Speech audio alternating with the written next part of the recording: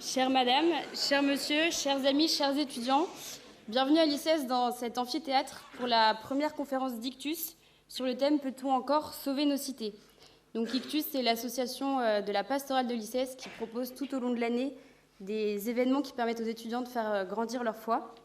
Tout d'abord, merci à l'ICES d'avoir permis cette soirée.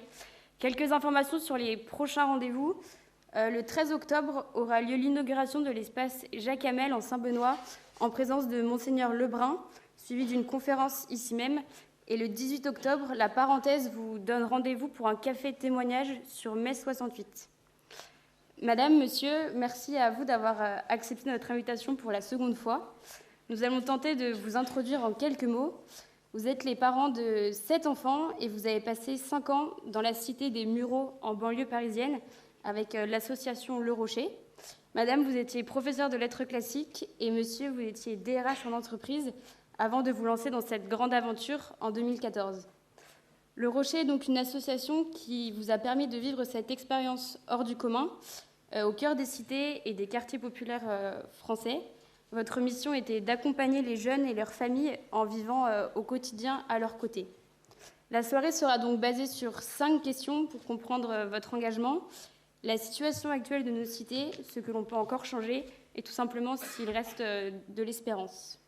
Le témoignage de monsieur et madame Chazeran sera suivi par le témoignage de Vianney Jacquet, qui est parti pendant 1 an avec l'association du Rocher. Pour commencer, nous vous proposons un documentaire sur cette association. Bonne soirée.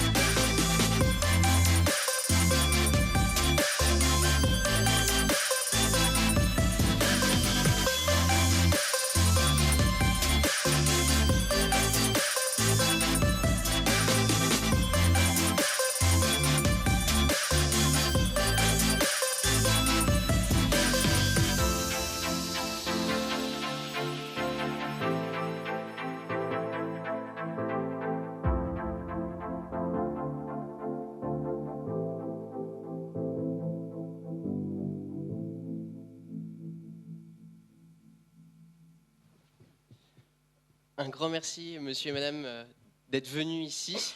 Et un grand merci de nous avoir apporté cette vidéo pour introduire cette conférence. Alors, comme Blandine l'a dit, vous êtes partis 5 ans avec Le Rocher.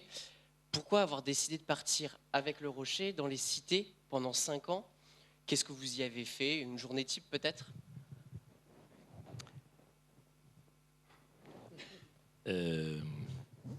Fondamentalement, ça a été un appel citoyen et un appel spirituel. Un appel citoyen, dans les années 2000, j'ai rencontré une femme qui était au Rocher, qui était en cité, qui m'a dit « Moi, j'habite en cité ». J'ai dit « C'est quoi la cité ?» Elle m'a expliqué la transformation de la cage d'escalier dans laquelle elle habitait en 6 mois. Je suis rentré à la maison, Isabelle n'était pas là, elle était malade. Je suis rentré, je lui ai dit « On part en cité ». Pour moi, c'était évident que des mondes qui ne se connaissent pas, qui s'ignorent, voire qui sont opposés, il fallait les rapprocher. Je me suis dit, on est appelé à ça. Voilà. Et ensuite, pour moi, après, Isabelle, c'était plus long. Hein. Vous savez, c'est les vieux diesel, là, pour démarrer, ils mettent du temps.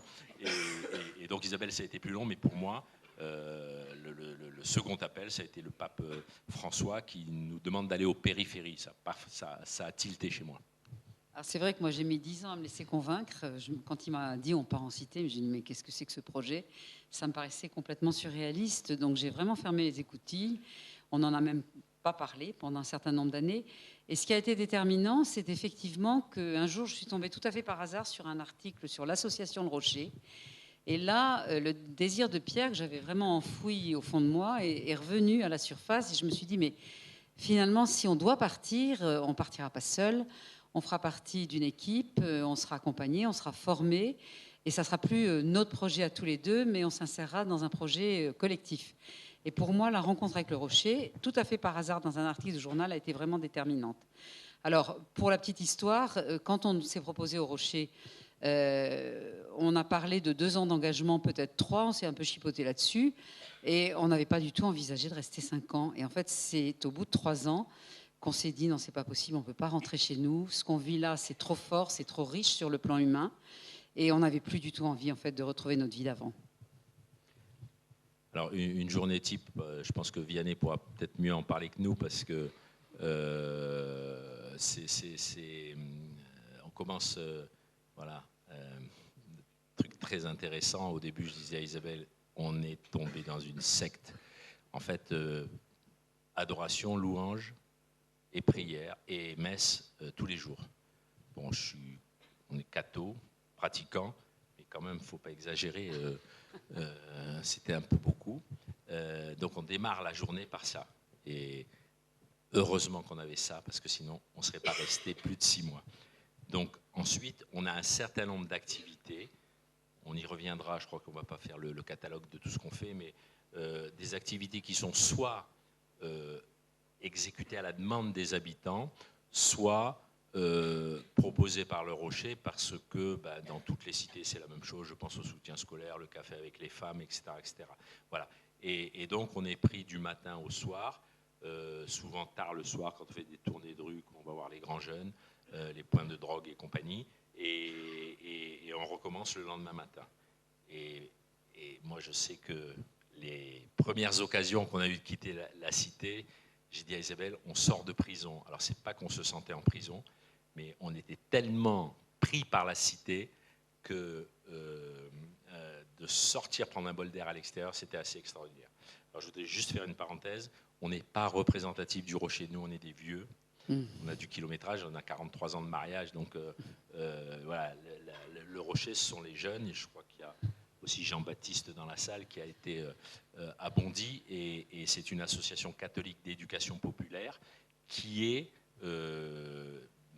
pilotée, drivée, managée par des jeunes. Voilà. Et nous, on a été les premiers à tenter l'expérience de vieux parmi les jeunes.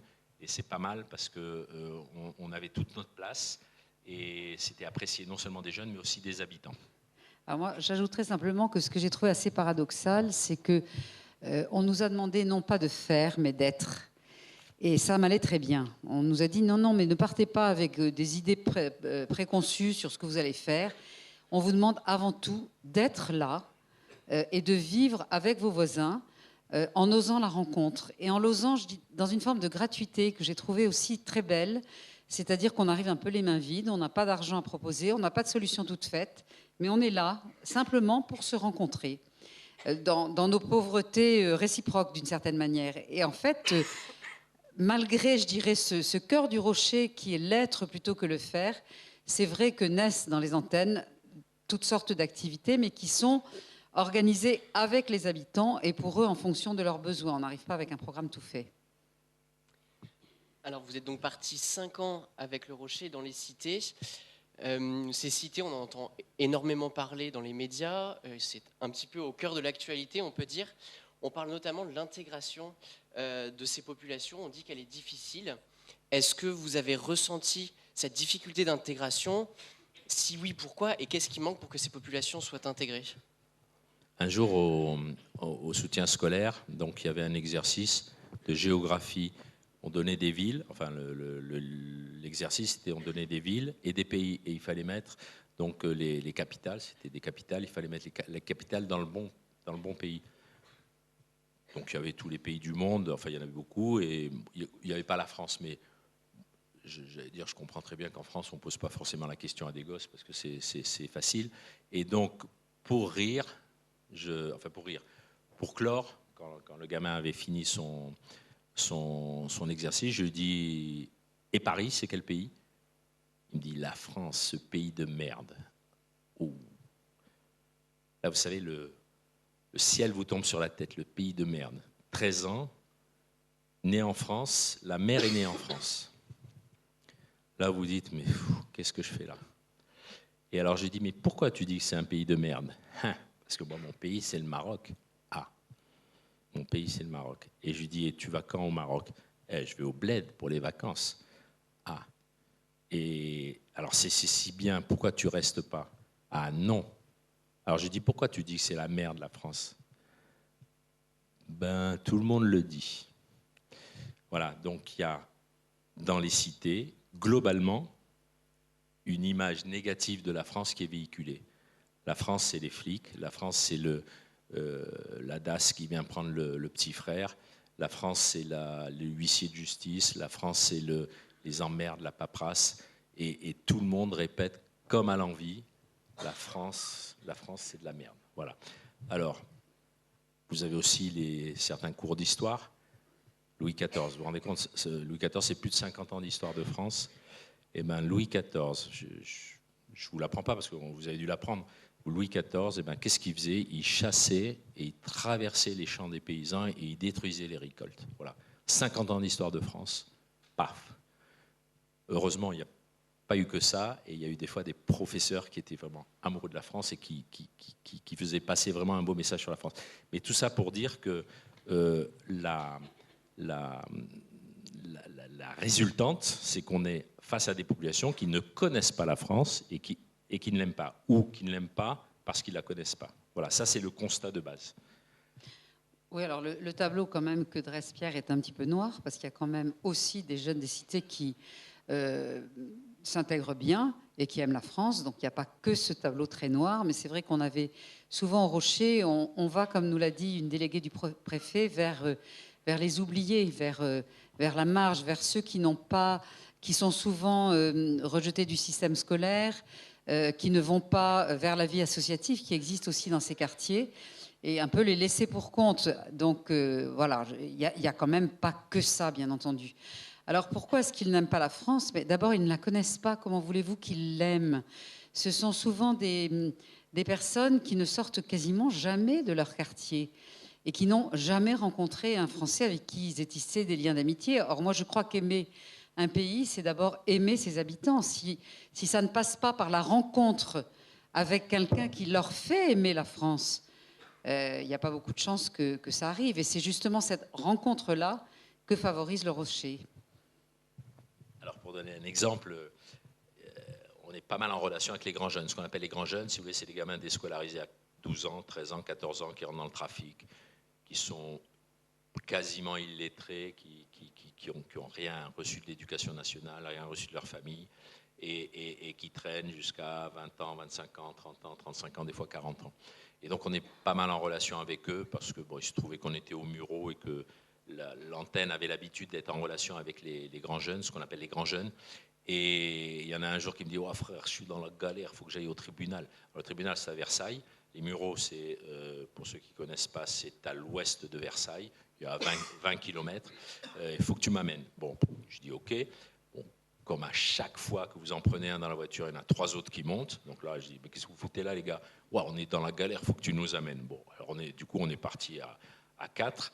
On arrive au tribunal et l'audience est reportée de 2 heures. Et je me dis, merde, qu'est-ce qu'on va faire? On est en face du château de Versailles, le tribunal est vraiment en face du château de Versailles. Les gars, on va visiter le château de Versailles. Ouais, d'accord, c'est de la balle. Bon, on part au château de Versailles. Et alors, vous n'êtes pas obligé de passer, de prendre un ticket et de visiter tout le château. Vous pouvez rentrer directement dans les jardins. Donc, vous rentrez dans les jardins, mais dans les jardins, il y a des bassins. Et dans les bassins, il y a des sculptures. Et il y a des sculptures de femmes plutôt dénudées. Et alors là, heureusement, ce jour-là, il n'y avait que des Japonais. Et alors là, j'ai entendu pique-pendre sur toutes ces femmes, ce qu'ils allaient leur faire, pas leur faire, etc., etc. Et petit à petit, la majesté du lieu a joué. Et de grivois qu'ils étaient, pour ne pas dire plus, ils sont devenus admiratifs. Et puis on est descendu vers le bassin d'Apollon. Le bassin d'Apollon, si vous voulez, il y a un terre-plein devant le château de Versailles, il y a des marches et il y a le bassin d'Apollon. Et le bassin d'Apollon était en réfection. Et c'est une œuvre d'art, quoi. C'était magnifique. Et là, j'ai vu mes grands jeunes pendant facilement une demi-heure regarder, commenter entre eux. Il n'y avait plus d'accent, il n'y avait plus de gros mots, il y avait un langage précis et ils discutaient entre eux. Et ça a duré une demi-heure. Il faut savoir qu'en cité, quand vous avez des jeunes un peu compliqués en relation, capter leur attention plus de 5 minutes, c'est un exploit. Là, pendant une demi-heure, tout seul, sans que je fasse rien, je disais rien, ils ont regardé les ouvriers travailler à la réfection du bassin d'Apollon. Alors, quand à un moment, il fallait aller au tribunal, donc je leur ai dit, oh les gars, alors ils ont levé la tête, mais vous avez une âme. Alors ils ont rigolé, évidemment. Et donc, je crois que ce jour-là, en matière d'intégration, quelque chose s'est passé. Je ne sais pas quoi, mais la beauté a joué.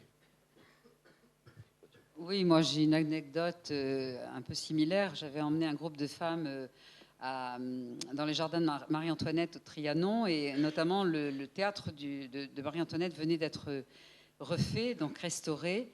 Et là, on s'est assis, là comme vous, sur des sièges, et puis il n'y avait plus qu'à admirer. Donc il y a eu un grand, grand silence. Et puis au moment de partir, je vois une de mes amies de la cité qui ne bougeait pas. Et donc je me penche vers elle pour lui dire qu'il fallait sortir. Et là, je la vois en larmes. Et elle me disait, mais c'est tellement beau, mais c'est tellement beau. Donc je pense que cette émotion esthétique très forte, c'est quelque chose aussi qui lui a fait découvrir un peu de la France. Et donc c'est par des... Et je pense que ce serait très différent si c'était par une vidéoconférence ou même simplement par une conférence tout court de quelqu'un qu'elle ne connaissait pas. Le fait de les emmener, de partir entre amis, ça change aussi un peu tout. Hein, ce sont des femmes qui ont rarement l'occasion de rencontrer des Françaises. Et cette rencontre, je me répète, mais enfin c'est vraiment au cœur du rocher, c'est dans cette rencontre que se jouent beaucoup de choses. Alors, pour répondre à la question très précisément, que faire? Vivre avec. Vivre avec. Ils ne connaissent pas les blancs, excusez-moi de ces termes, mais si vous voulez, en cité, ils nous appellent les blancs. Hein. Ils ne se font pas des nœuds dans la tête pour savoir s'ils doivent dire, nous par exemple, dire qu'un noir était noir, c'est un peu compliqué, mais là, on est blanc. Donc dans la cité, ils ont des langages simples, voilà. Et que les blancs français de souche aillent vivre avec, c'est déjà le premier point. Voilà, je pense, on vous en reparlera, je crois, au cours de cette soirée. Il faut y aller. La deuxième chose, c'est d'être en vérité. C'est-à-dire que à un moment, on parlait de... je ne sais plus de quoi. On parlait d'intégration avec un père de famille et qui me dit de toute façon, comment voulez-vous qu'on soit intégré dans ce pays avec toutes vos lois chrétiennes? Je dis que, les lois chrétiennes, je ne sais pas si vous en voyez passer beaucoup, mais je dis les lois chrétiennes. Il dit oui, alors c'était l'époque du mariage homosexuel. Oui, le mariage homosexuel. Qu'est-ce que tu racontes? Je dis, c'est pas une loi chrétienne. Donc j'essaye de lui expliquer que c'est pas forcément prôné par l'Évangile, le mariage homosexuel. Et alors il me dit, mais si. Je dis, mais non. Alors il me dit, je vais te dire pourquoi. Hollande, il est blanc, donc il est chrétien. Donc ses lois sont chrétiennes. C'est dingue. Ils ne nous connaissent pas. Et nous, si au début on avait peur d'aller dans les cités parce qu'on ne le connaissait pas, eux, ils ont peur aussi. Mais ils ont peur pas de moi ou d'Isabelle, ils ont peur des Blancs en général. Oui, peur d'être jugés. Voilà. Mal et jugés. Donc, à partir du moment où on va vers eux, et surtout qu'on habite avec eux, si vous voulez, c'est un grand pas qui est fait. Un grand pas qui est fait. C'est pas suffisant, mais il y a un grand pas qui est fait. Après, il y a la beauté, après, il y a l'éducation. Une fable de La Fontaine, ça fait réfléchir les gamins. Et vous avez des gamins qui sont vraiment comme des poissons dans l'eau avec la culture française. Donc, il y a à faire ce travail de proximité avec, pour eux, qu'ils aient le sentiment qu'on les aime. Voilà. Et c'est la grande différence qu'on a avec les centres sociaux, c'est que les centres sociaux, 8h midi, 2h, 6h, en général, les jeunes, les gens des centres sociaux n'habitent pas dans la cité. Alors, ça ne veut pas dire que ce n'est pas bien un centre social, hein. Ne me faites pas dire ce que je n'ai pas dit, mais ça veut dire que nous, on est en permanence avec eux. S'ils viennent nous voir à 11h du soir, on est présent. Voilà, s'il faut accompagner Abdelali à 5h du matin pour qu'il prenne son premier job, ben, on y est, on y va. Et de ce fait, ils ont vraiment le sentiment qu'on les aime, et parce qu'on les aime, c'est beaucoup plus facile de leur faire aimer la France. Alors, on constate également aujourd'hui que l'État accorde de plus en plus de budget pour ces cités. Emmanuel Macron était d'ailleurs à Marseille il y a 2 semaines de cela. Pourtant, on a quand même l'impression, en tout cas au vu de ce que les médias nous montrent, que les incivilités augmentent, que l'insécurité augmente. Est-ce que le budget de l'État accordé aux cités, vous en avez vu les fruits? Ou sinon, qu'est-ce qui manque pour que ces cités soient sûres et qu'on soit heureux, attirantes et heureux d'y vivre? Alors, on a vu notamment au Mureau, effectivement, beaucoup d'argent mis dans les cités pour ce qu'on appelle la rénovation urbaine. C'est la loi Borloo qui a débloqué des fonds énormes. Et là, vraiment, au Mureau en tout cas, on a vu que cet argent était utilisé pour améliorer le cadre de vie. On a vu des bars et des tours être détruites et des immeubles à taille humaine et mieux conçus être reconstruits. On a vu des coulées vertes aménagées au cœur de la cité pour donner un petit peu d'oxygène et permettre aussi aux familles de profiter un petit peu de verdure. Et ça, on peut dire que oui, on l'a vu. Quand on est parti à Rieux-la-Pape, on l'a un peu moins vu, à Nîmes encore moins. Mais il y a beaucoup d'argent qui est mis pour la rénovation du cadre. Mais franchement, ça ne suffit pas. Et ce n'est pas uniquement avec ça qu'on va résoudre le problème des banlieues. D'autant plus que lorsqu'on déloge des habitants pour leur proposer un logement mieux, les bailleurs sociaux se sont engagés à ne pas augmenter le prix du loyer au mètre carré. Mais quand une famille, par exemple, habite un F3 ou un F4, on va lui proposer un nouvel appartement F3 ou F4 beaucoup plus joli, beaucoup plus neuf, mais qui sera aussi plus grand. Et donc forcément, le loyer, il augmente, puisque c'est au mètre carré. Et donc souvent, les familles les moins favorisées ne peuvent pas payer ça, et donc partent dans d'autres quartiers, et on déplace le problème. Donc ce n'est pas uniquement par de l'argent dans la rénovation urbaine qu'on va résoudre les problèmes. Alors on a vu aussi qu'il y avait plein de mesures qui étaient prises pour multiplier les policiers, mais ce n'est pas non plus en multipliant les policiers qu'on y arrivera, puisqu'ils y vont très peu dans ces quartiers. Alors on peut toujours en mettre au commissariat 10, 20, 50 de plus, mais s'ils ne se déplacent pas, ça ne servira pas à grand-chose. Donc on a l'impression que, effectivement, beaucoup d'argent est déversé, mais que ce n'est pas tellement d'abord une question d'argent.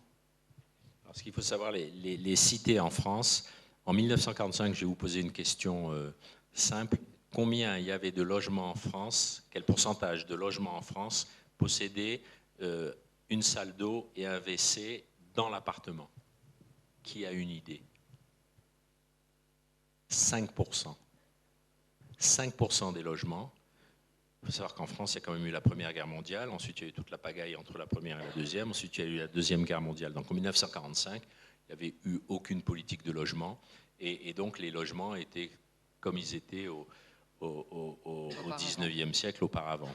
Et donc, on a construit des cités, ça a commencé en 1950, ça s'est terminé en 1973. En 1973, on s'est aperçu que ce n'était pas la bonne solution. Mais ces cités, à l'époque, c'était un progrès. Il y avait un nombre de mètres carrés par habitant qui était quand même supérieur qui était normé. Il y avait l'eau, l'électricité, l'ascenseur, le gaz, et donc c'était un sacré progrès. Et dans ces cités vivaient des ouvriers, des techniciens, des cadres français. Puis il y a eu les Pieds Noirs, 1962, je vous la fais vite, mais c'est très intéressant. Puis il y a eu les immigrés, et puis il y a aujourd'hui les migrants. Et donc il y a eu une espèce de paupérisation des cités. qui explique une grande partie de toutes les difficultés qu'on y vit. Et aujourd'hui, l'État, je ne sais pas si vous avez, enfin, peut-être vous vivez vous-même cette situation, mais les familles où les parents ne s'entendent pas, assez souvent, on donne de l'argent, on met de l'argent, et on imagine que l'argent qu'on va donner aux gosses va remplacer l'amour du père et l'amour de la mère. Voilà. Et nous, ça nous fait un peu penser à ça, c'est-à-dire que l'État met des milliards, ce n'est pas des millions, c'est des milliards dans les cités, et résultat des courses, on continue à avoir la drogue et compagnie et la violence qui augmente, et en plus, le prix du logement augmente, et donc la pauvreté matérielle, affective, spirituelle, enfin, va à un autre endroit. C'est-à-dire qu'on renvoie les gens des Mureaux qui peuvent plus tenir le rythme, on les envoie dans d'autres, à Mantes-la-Jolie, au Val-Fouré, etc. Et résultat des courses, si vous voulez, on déplace le problème et on ne règle pas le problème. Ce n'est pas un problème de fric, c'est un problème d'amour. Voilà. Alors, le problème, c'est qu'en politique, à Sciences Po, on n'enseigne pas, on ne dit pas ce que c'est que l'amour. Mais l'amour, ce n'est pas forcément comme des cons à bailler au corneille et à dire tout le monde il est beau, tout le monde il est gentil. L'amour, c'est la capacité à vivre avec, à se mélanger. Voilà.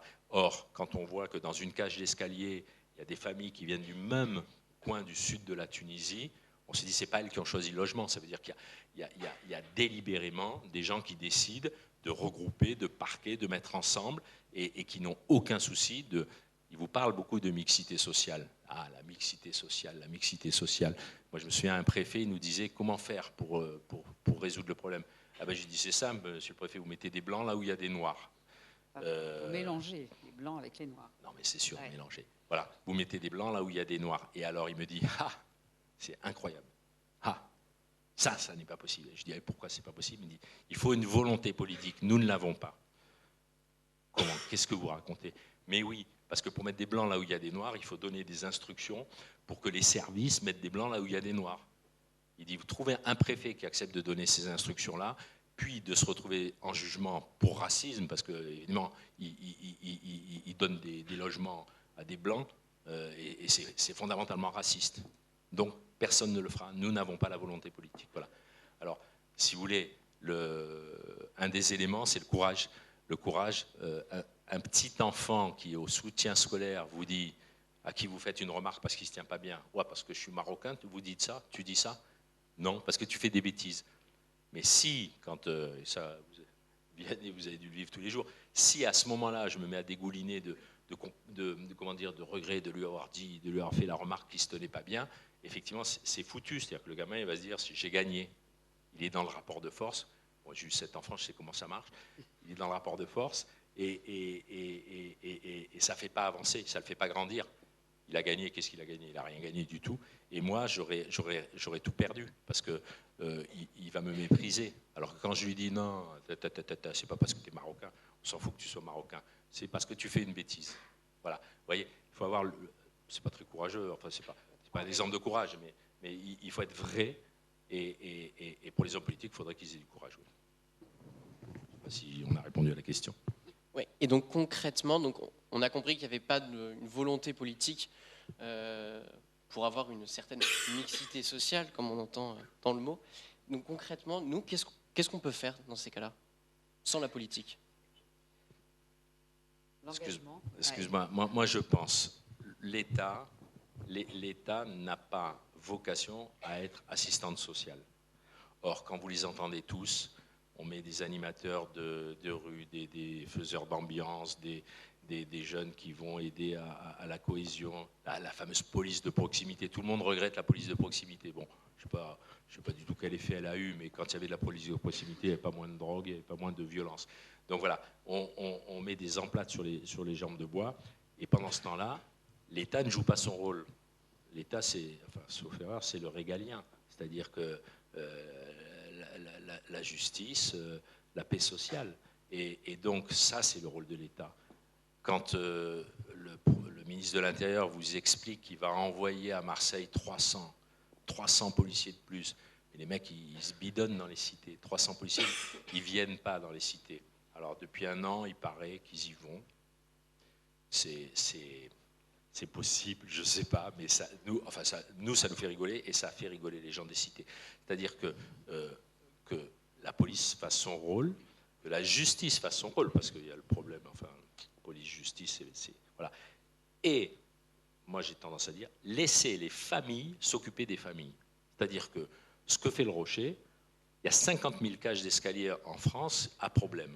50 000 cages, c'est quand même pas la mort du petit cheval. 50 000 familles, ça doit se trouver. D'accord ? Donc, on fait des incitations pour des tas de choses. Laissez les familles s'occuper de familles, et ça, c'est le rôle des familles. Le rôle de l'État, mettez la paix, mettez la justice, et peut-être, je ne dis pas que c'est la solution miracle, hein, mais peut-être que là, à ce moment-là, chacun étant dans son rôle, ça pourrait mieux marcher. On a témoigné il y a 2-3 jours de notre engagement avec 2 femmes de la cité qui étaient venues nous accompagner pour parler de la rencontre avec nous, parce qu'effectivement, parler de la rencontre, quand on en parle à sens unique, ça n'a pas beaucoup de sens. Et donc, elles étaient là, et l'une d'elles a dit « Mais moi, je regrette qu'il n'y ait pas eu un Rocher quand j'avais 20 ans, parce que ça m'aurait beaucoup aidé. Ça m'aurait beaucoup aidé, notamment dans l'éducation de mes enfants. Ça m'aurait aussi aidé pour que je puisse être alphabétisée, parce qu'on a affaire aussi beaucoup à des femmes illettrées. » Et elle a ajouté, un peu ce que dit Pierre, il faudrait un Rocher dans chaque cité de France. Alors, on en est loin, mais le Rocher, c'est d'abord vous et moi. C'est-à-dire que ça implique qu'il y ait des gens qui y aillent et qui s'engagent. Et je vous avouerai que l'une des surprises que j'ai eues quand on a rejoint le Rocher pour s'engager, c'est que je savais que c'était une association jeune, avec généralement des jeunes couples qui prennent la responsabilité de l'antenne, pas mal de volontaires en service civique, qui est un dispositif que vous devez connaître, hein, un dispositif de l'État. Et j'étais persuadée, moi, en arrivant, que j'aurais devant moi des jeunes en service civique, garçons. Ça ne m'est pas venu à l'idée que ce serait d'abord des filles qui s'engagent. Alors, qu'est-ce que j'ai constaté pendant les 5 ans qu'on a été au Rocher? Que les garçons, c'était quand même un peu les absents. Hein. Il y en a quelques-uns, la preuve, j'en ai un à côté de moi, il y en a un autre dans la salle. Donc, il y en a quelques-uns, mais ils sont quand même très minoritaires. Et on a coutume de dire où sont les hommes en cité, mais j'allais dire où sont aussi les hommes dans cet engagement. Je crois qu'il est urgent qu'il y ait plus de garçons qui s'engagent dans ce monde-là.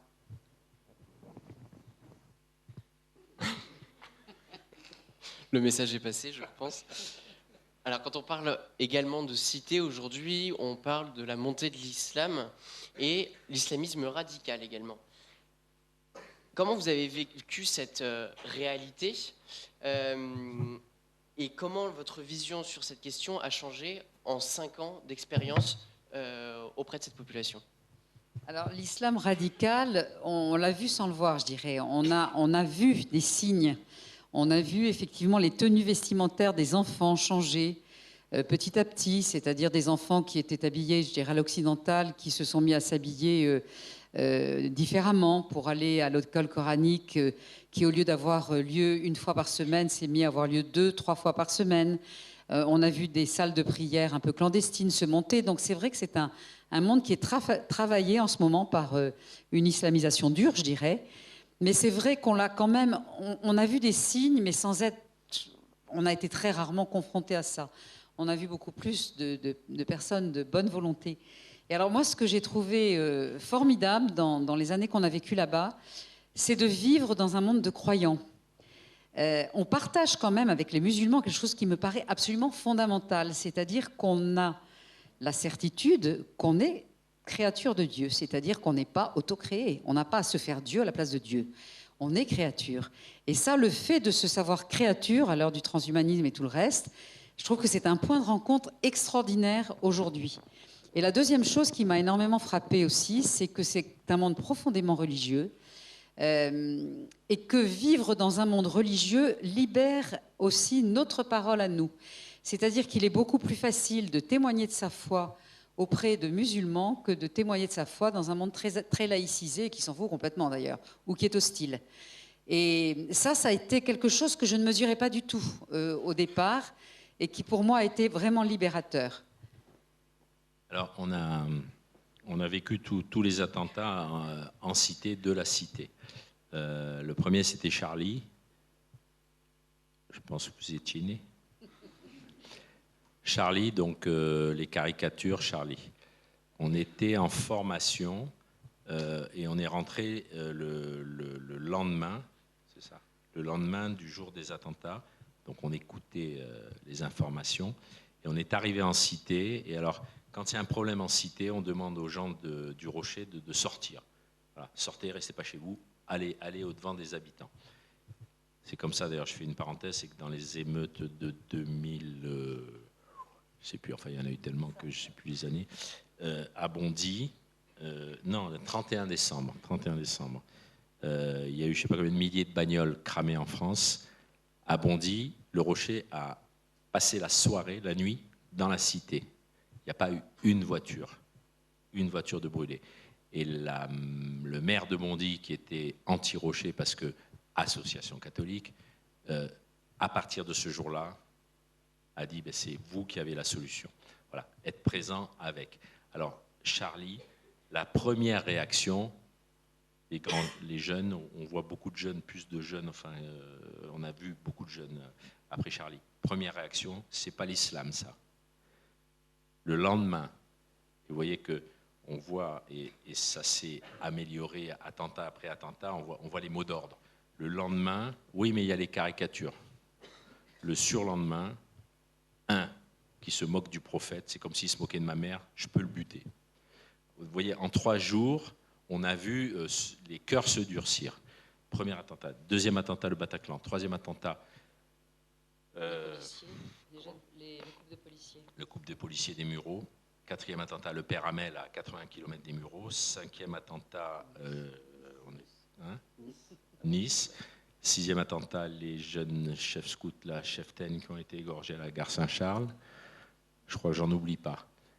Et au fur et à mesure des attentats, on s'est rendu compte que petit à petit, c'était l'indifférence et que, attentat après attentat, il y avait des espèces de mots d'ordre qui passaient. Par exemple, quand les 2 policiers des Mureaux ont été assassinés, les jeunes nous ont dit, les salauds de flics, ils ont tué un arabe. Qui était le meurtrier. On s'est beaucoup engueulé avec beaucoup de gens ce jour-là. Mais ça veut dire que, si vous voulez, on vit un islam qui est communautaire et qui est communautaire par région, par quartier. Donc nous, moi je vous donne le témoignage de ce qu'on a vécu nous au Mureaux. Je ne dis pas que c'était partout la même chose dans tous les rochers, enfin dans tous les quartiers où il y a le rocher, mais on a bien vu que entre guillemets, les mots d'ordre se professionnalisaient. Et donc, on a constaté effectivement ce phénomène de radicalisation, avec quand même une lumière d'espérance vraiment qui nous habite tous au Rocher, c'est que tous les maires de toutes les cités où il y a un rocher disent depuis qu'il y a le rocher, il y a plus de paix dans la cité. Donc ça, c'est pas nous qui le disons, ce sont les maires. Et ensuite, on a le témoignage de beaucoup d'habitants qui ne véhiculent pas tous ces mots d'ordre qui sont donnés, je ne sais pas par qui, je pense que ça doit passer par les mosquées, mais je ne sais pas, et qui au contraire, si vous voulez, prennent fait et cause contre les criminels qui tuent au nom de Dieu. Et enfin, il y a le dialogue interreligieux. Et le dialogue interreligieux, je te laisse en parler peut-être, sinon je parle trop. Non, je trouve que ce qu'a dit Pierre, je mettrais un bémol, c'est une question un peu générationnelle aussi, c'est-à-dire ce discours de dire ils ont tué par exemple un arabe alors qu'en fait ils ont tué surtout un criminel qui venait d'assassiner 2 personnes. On le retrouve beaucoup plus chez les jeunes. Les personnes qui sont installées dans la cité depuis longtemps, qui sont d'une autre génération, n'ont pas du tout ce langage-là et condamnent beaucoup plus fermement les attentats. Donc c'est pas aussi global que ce qu'a dit Pierre. Et c'est vrai que le dialogue interreligieux, c'est-à-dire se rencontrer entre chrétiens et musulmans dans les cités, fait avancer les choses. Ça, on l'a vu au Mureaux, où on avait un prêtre formidable, le père Chavannes, qui était très proche d'une des 2 mosquées et qui a vraiment incité les imams à prendre la parole devant leur communauté pour dénoncer tous ces attentats très fermement. Et on a vu qu'au fur et à mesure des années, les imams étaient de plus en plus fermes pour faire passer le message. Donc ça, c'est très important d'aller à la rencontre. Comme c'est très important dans ces quartiers qui sont travaillés par des courants extrêmes et très dangereux, que justement, des artisans de paix aillent à la rencontre des gens pour tenir un tout autre langage. Et c'est là que la présence de chrétiens et de chrétiens engagés est formidable et, à mon avis, est une source immense d'espérance. Et j'ajouterais que les chrétiens sont très bien accueillis en tant que chrétiens. Dans un monde de croyants comme est le monde des cités où il y a une majorité de musulmans, c'est rassurant pour un musulman d'avoir affaire à un chrétien qui s'affiche chrétien. Alors que ils sont assez désemparés par tout ce qui est athéisme, laïcité, etc. Donc voilà, il faut y aller. Alors je me souviens pour le Père Hamel, les deux. Alors au Muro, il y a la mosquée Salem, qui est bien nommée Salem, c'est la mosquée de la paix, parce que l'imam, franchement, quand il parle, on dirait qu'il parle comme un curé. Il est tellement copain avec le Père Chavannes qu'il y a une belle amitié, une belle osmose entre eux. Et il y a la mosquée Tariq, un peu plus compliquée. Et puis il y a les salles de prière, et puis il y a les écoles coraniques. Les deux mosquées, quand il y a eu l'assassinat du Père Hamel, sont allés voir le Père Chavannes, les présidents des mosquées. Il faut savoir que l'imam, c'est seulement celui qui conduit la prière. C'est l'autorité spirituelle en quelque sorte, même s'il n'a pas d'autorité qui lui est donnée. Ce n'est pas un système religieux organisé, l'islam. Il y a l'imam qui conduit la prière. Et les mosquées sont financées, pilotées par des associations de loi 1905.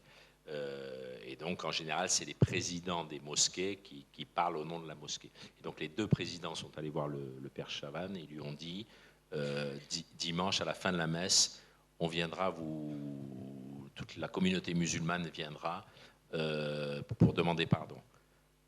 Et on a vu, à la sortie de la messe le dimanche, 300 ou 400 musulmans, dont malheureusement pas beaucoup de jeunes et de grands jeunes, et 300 ou 400 musulmans, dont certains pleuraient. Il y avait des anciens combattants avec leurs médailles. Enfin, c'était très émouvant. Et les deux présidents, devant la communauté, ont pris la parole pour dénoncer ce crime qui tue un imam, qui tue un prêtre. C'est comme s'il tuait un imam. On n'a pas le droit de tuer au nom de Dieu. Je peux vous dire, pour qu'un musulman, face à d'autres musulmans, affirme quelque chose qui pourrait être un peu en contradiction avec la sourate numéro tant ou la sourate numéro je ne sais pas combien, c'est qu'il prend véritablement position. Celui qui vous le dit dans le cœur à cœur, ah ouais, moi c'est crime, c'est innommable, c'est pas bon, il est peut-être sincère, mais il est face à face avec vous et vous ne savez pas tout à fait si ce qu'il dit, s'il pense ce qu'il dit. Et celui qui le dit devant d'autres, alors là on peut être sûr qu'il pense ce qu'il dit parce qu'il s'engage. Il s'engage sous le regard des autres et sous l'opinion des autres. Et quand c'est un président de mosquée, il a quand même autorité. Alors, on vient de parler de l'islam. Vous êtes catholique. Est-ce que vous pouvez nous expliquer quelle a été la place de votre foi dans votre mission pendant 5 ans et comment vous avez pu interagir avec d'autres personnes de d'autres religions? Alors, d'abord, on nous a demandé, nous, le Rocher, on ne connaissait pas au départ, c'était par un article du journal qu'on a connu, on nous a demandé un engagement spirituel fort, puisque les journées en équipe commençaient par un temps de prière d'à peu près 1 heure, 1 heure et demie, avec messe, adoration, louange, et on a été un petit peu surpris de ça, on s'est rendu compte que ça nous nourrissait. Mais moi, alors je réponds peut-être un peu à côté de la question, mais ce qui m'a beaucoup frappée, c'est que j'ai vraiment l'impression, pendant ces 5 ans, au contact de l'islam, d'avoir grandi dans ma propre foi. C'est-à-dire que j'ai découvert, ou en tout cas approfondi, des pans entiers de ma foi dont j'avais, je dirais, une connaissance assez superficielle. Et notamment la chance qu'on a d'avoir un Dieu qui s'est incarné et qui est venu en la personne de Jésus à notre rencontre. Ça, c'est quelque chose que j'ai trouvé vraiment tellement fort par rapport à ce Dieu des musulmans qui est un Dieu lointain, qui est un Dieu inconnaissable. Il est le tout autre. Alors certes, il y a une très belle perception de la transcendance de Dieu, mais c'est quand même un Dieu qui est totalement étranger à l'homme. On a la chance, nous, de croire en un Dieu incarné qui est venu à notre rencontre pour se faire notre frère et nous révéler l'amour du Père. Et ça, j'ai trouvé que c'était un tel cadeau de notre foi que j'en reviens toujours pas d'ailleurs. Et puis l'autre aspect de la foi chrétienne que j'ai vraiment perçu différemment, en tout cas avec beaucoup plus d'acuité qu'avant, c'est à quel point on a la chance de croire en un Dieu qui nous veut libres. Musulman, ça veut dire soumis. Et effectivement, les musulmans se perçoivent comme soumis à Dieu. Il faut respecter les préceptes de la foi musulmane, mais on n'a pas il n'y a pas de liberté là-dedans. Et en fait, le passage de l'Évangile où Jésus dit « Je ne vous considère plus comme des esclaves, mais comme des amis », mais ça a pris un relief et une lumière incroyable. Je me suis dit, mais c'est vrai, les musulmans se considèrent quelque part comme des esclaves de Dieu. Et nous, on a eu la chance d'avoir cette révélation qui nous dit qu'on n'est pas des soumis, on n'est pas des esclaves, mais on est des frères, on est des amis. Et ça, ce sont des dimensions de ma foi, vraiment, que j'ai vraiment appris à creuser et dont j'ai appris à m'émerveiller aussi au contact de l'islam. Et je crois que je n'ai pas tout à fait répondu à la question. Alors, je crois, il faut savoir qu'il y a plusieurs familles dans l'islam. Hein. Des salafistes aux soufis, si vous voulez, il y a plusieurs branches, il y a des racines historiques différentes. Il y a l'islam moyen-oriental est différent de l'islam d'Asie. Enfin, donc il n'y a pas un seul islam. Donc ça, il faut bien se dire que on peut pas dire les musulmans. Comme on ne peut pas dire les Africains, si vous voulez, c'est comme ça. Il y a plusieurs distinctions à faire. Donc ça, c'est la première chose. La deuxième chose, c'est que moi, ce que j'ai retenu, et c'est grâce à un vieux musulman avec qui j'ai une discussion, j'allais dire, théologique sur la miséricorde assez extraordinaire.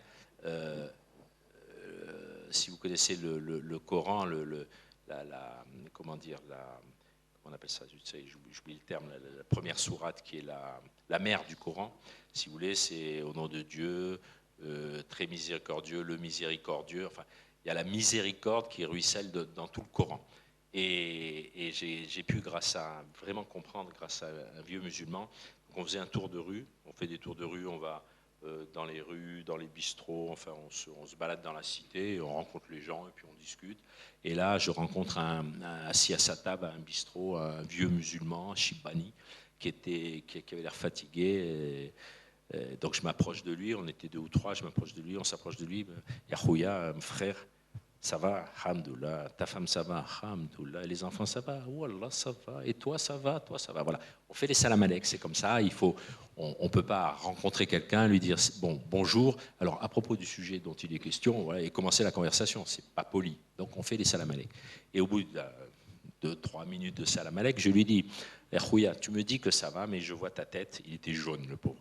Je vois ta tête, ça n'a pas l'air d'aller. Il dit, non, je suis très fatigué. Mais il dit, tu sais, et hop, il monte le ciel, il dit, c'est lui qui décide.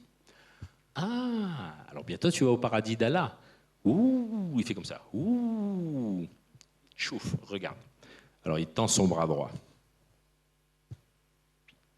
Il balaye son, excusez-moi, non, voilà.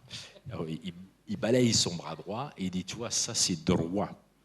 Droit, tu vas direct au ciel. Tu as fait la prière, tu as fait la zakat, l'aumône, tu as fait les 5 piliers de l'islam, tu as tout fait, tu vas au ciel. Et il dit, le problème, il y en a le bras gauche, il fait comme ça. Alors, je lui dis,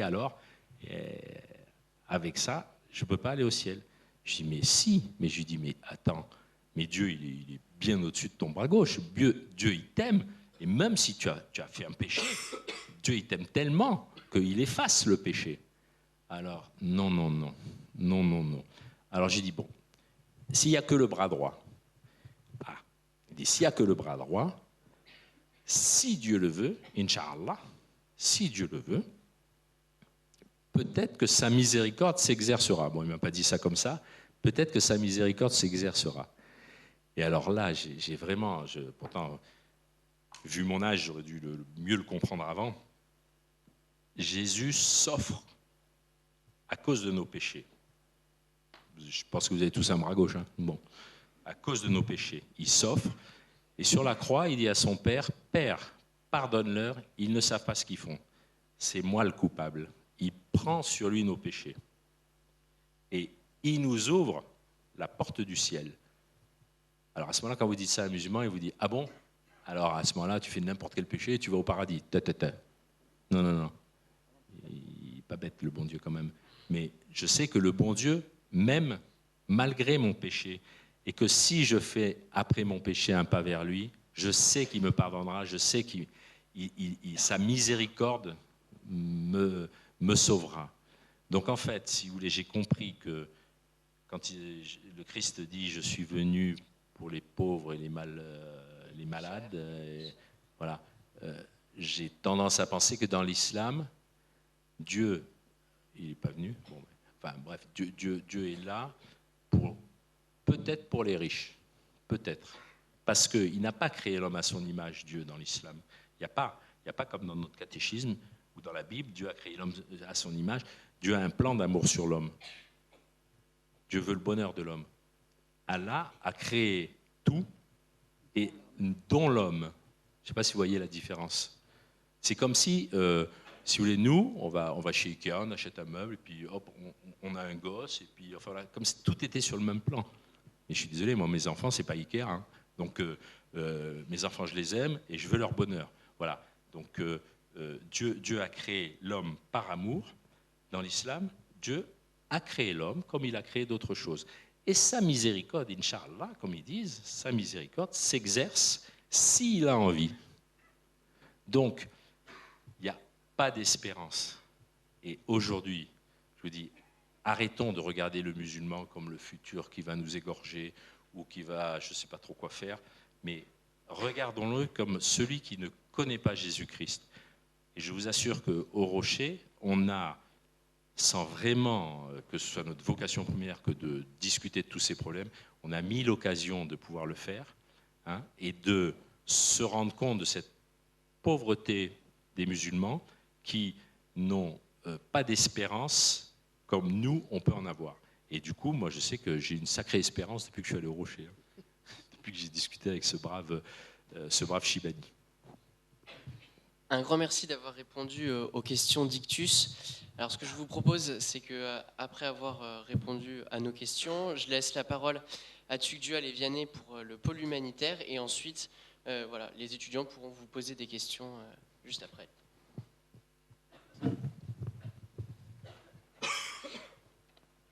Une brève parenthèse avant de commencer cette deuxième partie. Les Chazerans nous ont dit dans leur témoignage de s'engager.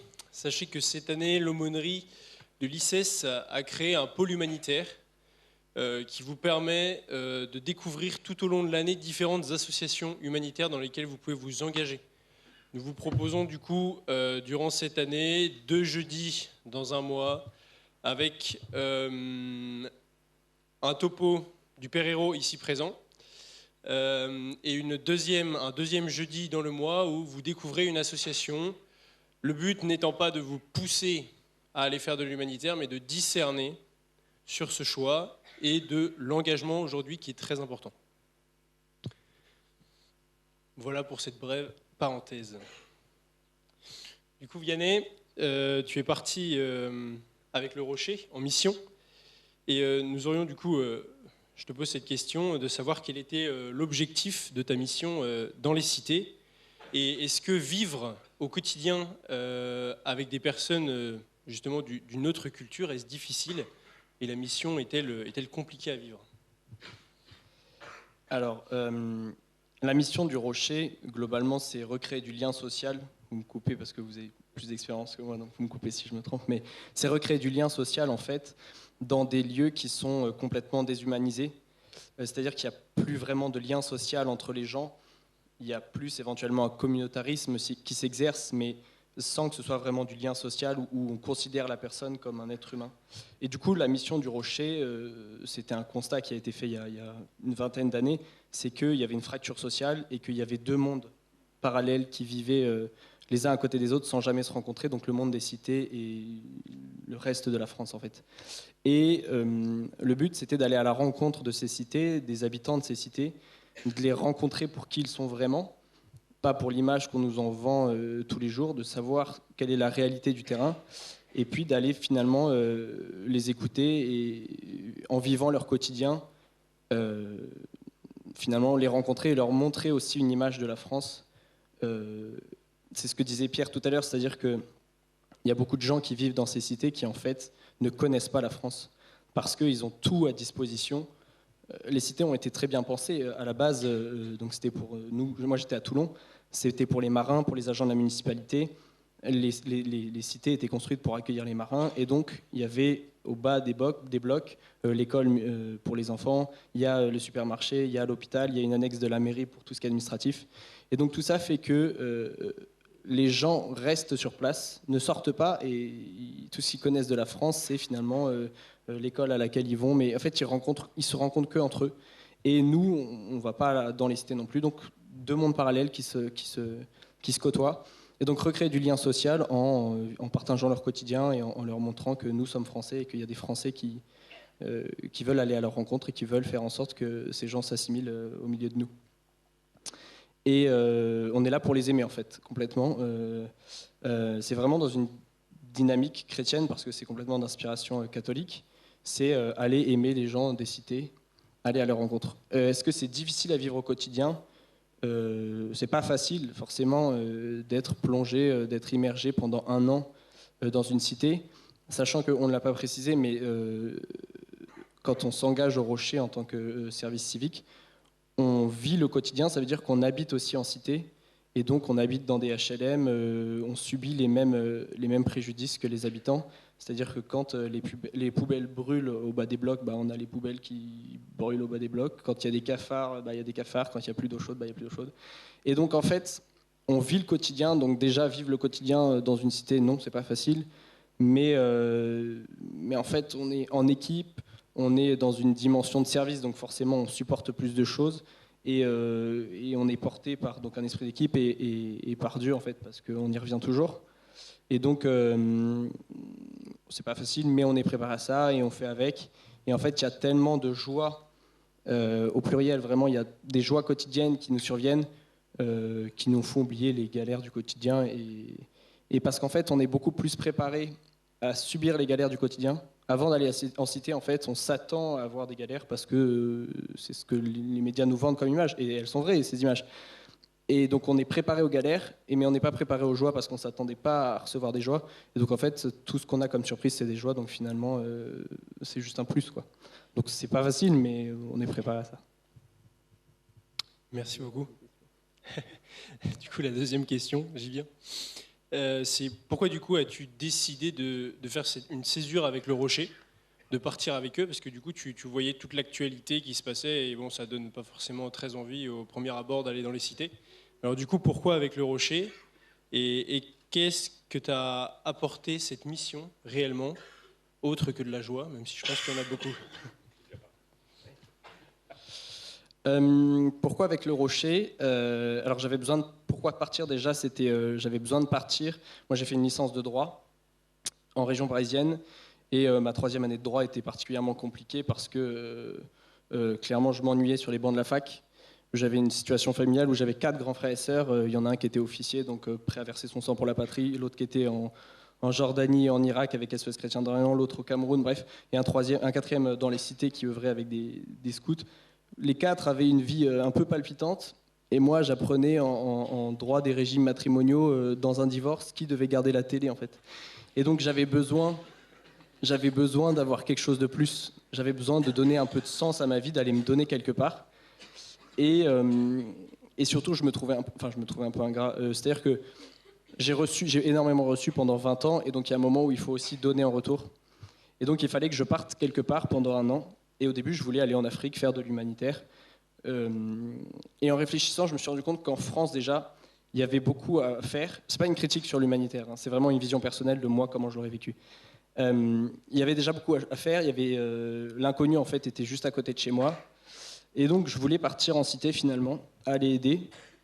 Et pourquoi le Rocher, en fait, c'est parce que ils ont une radicalité dans la mission qui m'a bien plu, c'est-à-dire que le fait d'aller à la rencontre des habitants en vivant leur quotidien, je trouve que ça nous donnait une légitimité, une crédibilité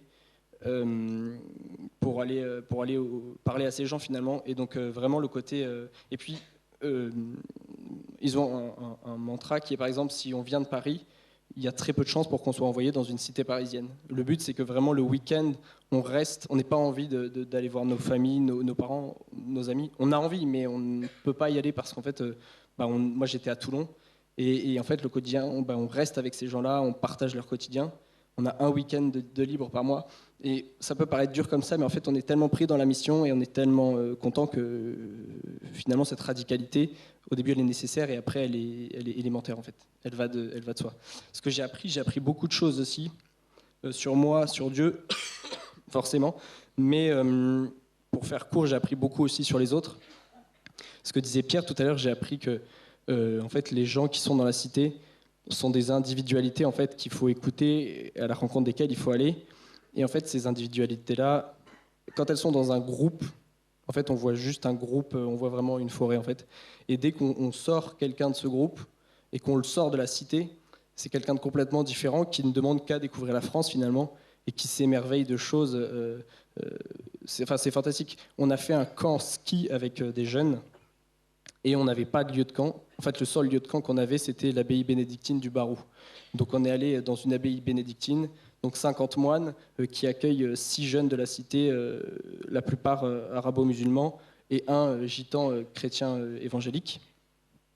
Et en fait, ils n'ont pas du tout les codes de l'abbaye. Et les moines nous accueillent très gentiment dans leur hôtellerie et nous demandent, donc ils voient avec nous, il fait, ce serait bien que les jeunes viennent une fois à un office pour qu'ils voient... Donc on se dit, peut-être que les jeunes arabo-musulmans vont bloquer un peu, pas du tout. Et du coup, on se dit, on va aller à Compli. Et Compli, c'est, pour vous situer, c'est le dernier office des moines. Ça se passe dans un noir total parce qu'ils connaissent l'office par cœur. Il y a 50 moines en noir, donc encapuchonnés, dans une grande abbatiale. Bref, en fait, les jeunes sont déjà présents. Il y a une grande abbatiale en noir, 50 mecs en capuche noire qui rentrent et qui se mettent à chanter en latin. En fait, on s'est dit, moi j'avais vraiment peur qu'ils soient en mode rigolard, ils se sont pissés dessus, clairement. Et ils ont dit, mais c'était incroyable, ils sont sortis, ils ont dit, on dirait une secte, mais c'était trop beau. Et en fait, c'était incroyable parce que ils auraient été en groupe, ça aurait été une meute de chiens en fait, en quelque sorte, même si en fait, individuellement, ils sont adorables. Je veux dire, le groupe fait que tout d'un coup, ils se la jouent un peu comme ça. Mais là, à 6, ils étaient juste... émerveillés devant les moines. Ils étaient tellement émerveillés. Ça me fait penser. En fait, ils étaient vraiment émerveillés devant leur mode de vie. Ils ne connaissaient pas le mode de vie des moines. C'est-à-dire qu'on leur a fait visiter la boulangerie. Et il y a un moine qui nous explique, boulanger, qui nous explique que lui est le doyen il était là dans les premiers avec le fondateur, Don Gérard.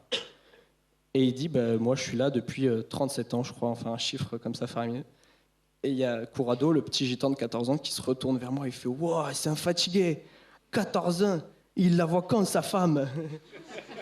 Je sais, voilà. Et en fait, ils ne connaissent pas le mode de vie. Et en fait, c'est juste aller à la rencontre de ces gens et leur montrer comment la France est belle et leur montrer que les Français veulent les aimer et qu'ils peuvent aimer la France. Voilà, j'ai appris beaucoup de choses, mais surtout sur les autres.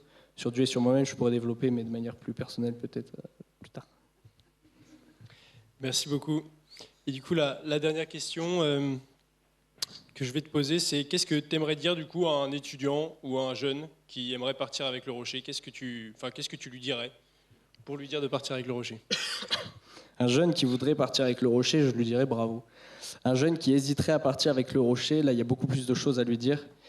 Il faut lui dire qu'il faut qu'il fonce. Clairement, on a beaucoup de gens qui hésitent quand on parle avec des étudiants, quand on témoigne et tout, beaucoup de gens nous disent ça a l'air fou, ça a l'air trop bien, ça a l'air vraiment incroyable, j'aimerais faire quelque chose pour la France, pour ces gens, mais j'ose pas passer le cap parce que c'est prenant, ça prend 1 an, il y en a qui font 6 mois, mais généralement c'est 1 an, et c'est sûr que c'est prenant, mais c'est un engagement en fait, et les gens se disent je vais perdre 1 an d'études, je vais perdre 1 an de ma vie professionnelle, je vais cotiser pour ma retraite plus tard, et en fait, mais vraiment, il y a vraiment des gens qui pensent que c'est un frein. Et en fait, on pourrait parler de la résistance au changement, mais il y a plein de freins qui en fait n'en sont pas et qu'on s'impose parce qu'on a peur d'y aller. Et en fait, même les gens, de manière très professionnelle, parce qu'on parle à des étudiants, il y a beaucoup d'étudiants qui nous disent « Je vais arriver sur le marché du travail 1 an après tout le monde, je vais arriver sur le marché du travail en même temps que les autres, mais eux auront fait 1 an de césure dans le monde professionnel, donc j'aurai pas d'expérience. » Voilà.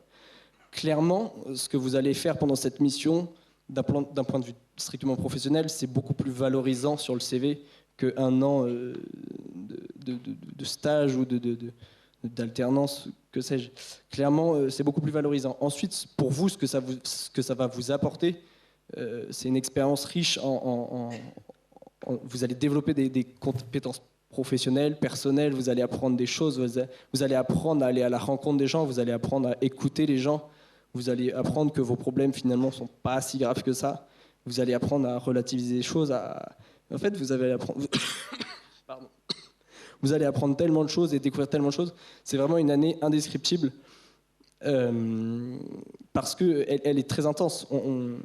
Le temps est très relatif. C'est-à-dire qu'en un an, mon année est passée beaucoup plus vite qu'un mois de cours sur les bancs de la fac pour ma licence de droit. C'est-à-dire que tout est intense et au début, tout ce qui nous fait peur, finalement, après, on se rend compte que ça saute en 2 secondes. C'est-à-dire que vraiment, au début, on peut avoir peur de ne pas voir ses parents ou sa famille ou ses amis pendant longtemps, et parce qu'on n'a qu'un mois de dispo. En plus, Toulon-Paris, ça coûte cher, donc peut-être qu'on n'y va pas tous les mois.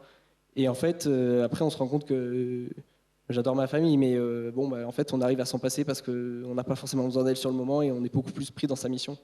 Et donc, j'ai envie de dire à tous les jeunes, foncez, engagez-vous. Si c'est pas pour le Rocher, engagez-vous ailleurs, mais si c'est pour le Rocher, c'est très bien. Et surtout les hommes, alors les femmes aussi, mais ce que disait Isabelle, effectivement, on pense que c'est que les hommes qui y vont parce que c'est un truc de testostérone. Pas du tout, en fait. Il n'y a que des filles qui y vont et c'est un peu terrible. C'est triste parce qu'on a besoin d'hommes aussi. On a besoin des deux pour avoir une complémentarité de regard dans la cité, une complémentarité d'interlocuteurs. Donc foncez, que vous soyez un homme ou une femme, mais n'hésitez pas, quoi.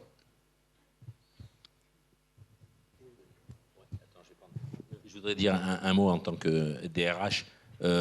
En un an de cité, vous acquérez 3 ou 4 ans d'expérience professionnelle. Je ne sais pas comment vous dire, c'est que tout ce qui est compétences de base, organisation, gestion de l'imprévu, relation à l'autre, en fait tout.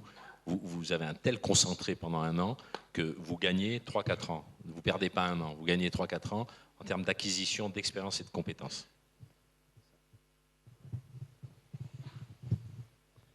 Un grand merci Vianney pour ton témoignage. Donc ce que je vous propose maintenant, c'est que les étudiants puissent vous poser des questions après qu'Ictus vous ait posé des questions. Donc si vous avez des questions, Vianney va passer dans les rangs avec le micro pour prendre vos questions, que ce soit pour Vianney ou pour les Chaserans.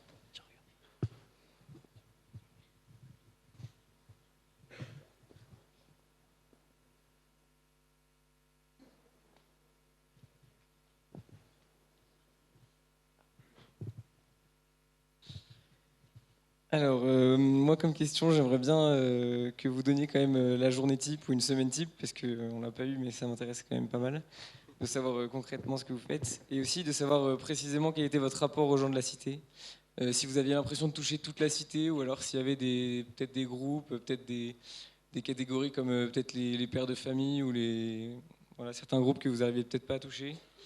Et aussi, quelle facette de votre action vous aviez l'impression qui touchait le plus les cités? Voilà. Bon, je fais la journée type. La journée type, en fait, déjà, elle va varier selon chaque antenne parce que chaque cité est différente, chaque cité a des besoins propres. Mais globalement, il y a un cadre qui reste le même, qui est déjà l'adoration, la louange et la messe quotidienne, le matin idéalement. Parce qu'en fait, on sait qu'on a besoin de Dieu pour avancer et pour travailler dans la journée. Donc on a ça. Ensuite, notre semaine type, c'est un cadre qui est extrêmement variable. C'est-à-dire qu'on va avoir des activités qui sont assez récurrentes. Donc on va avoir le café de rue, on va avoir le soutien scolaire donc dans l'après-midi, on va avoir les visites à domicile, on va avoir l'accueil de loisirs, le porte-à-porte. Merci. On va avoir plein d'activités différentes. Faut que j'essaie de me replonger dedans, c'était il y a longtemps. On va avoir plein d'activités différentes qui font qu'on doit recréer du lien social. Mais en fait, on va s'adapter La journée type, en fait, elle explose assez rapidement. C'est-à-dire que quand tout d'un coup, nous, on a eu ça à la femme de l'imam qui vient nous voir, qui dit « Mon fils, il est en prison, on ne peut pas payer les factures, il faut que vous m'écriviez une lettre. » Bon, il y a un volontaire qui part avec elle, qui va écrire une lettre pour demander au juge de faire sauter l'amende.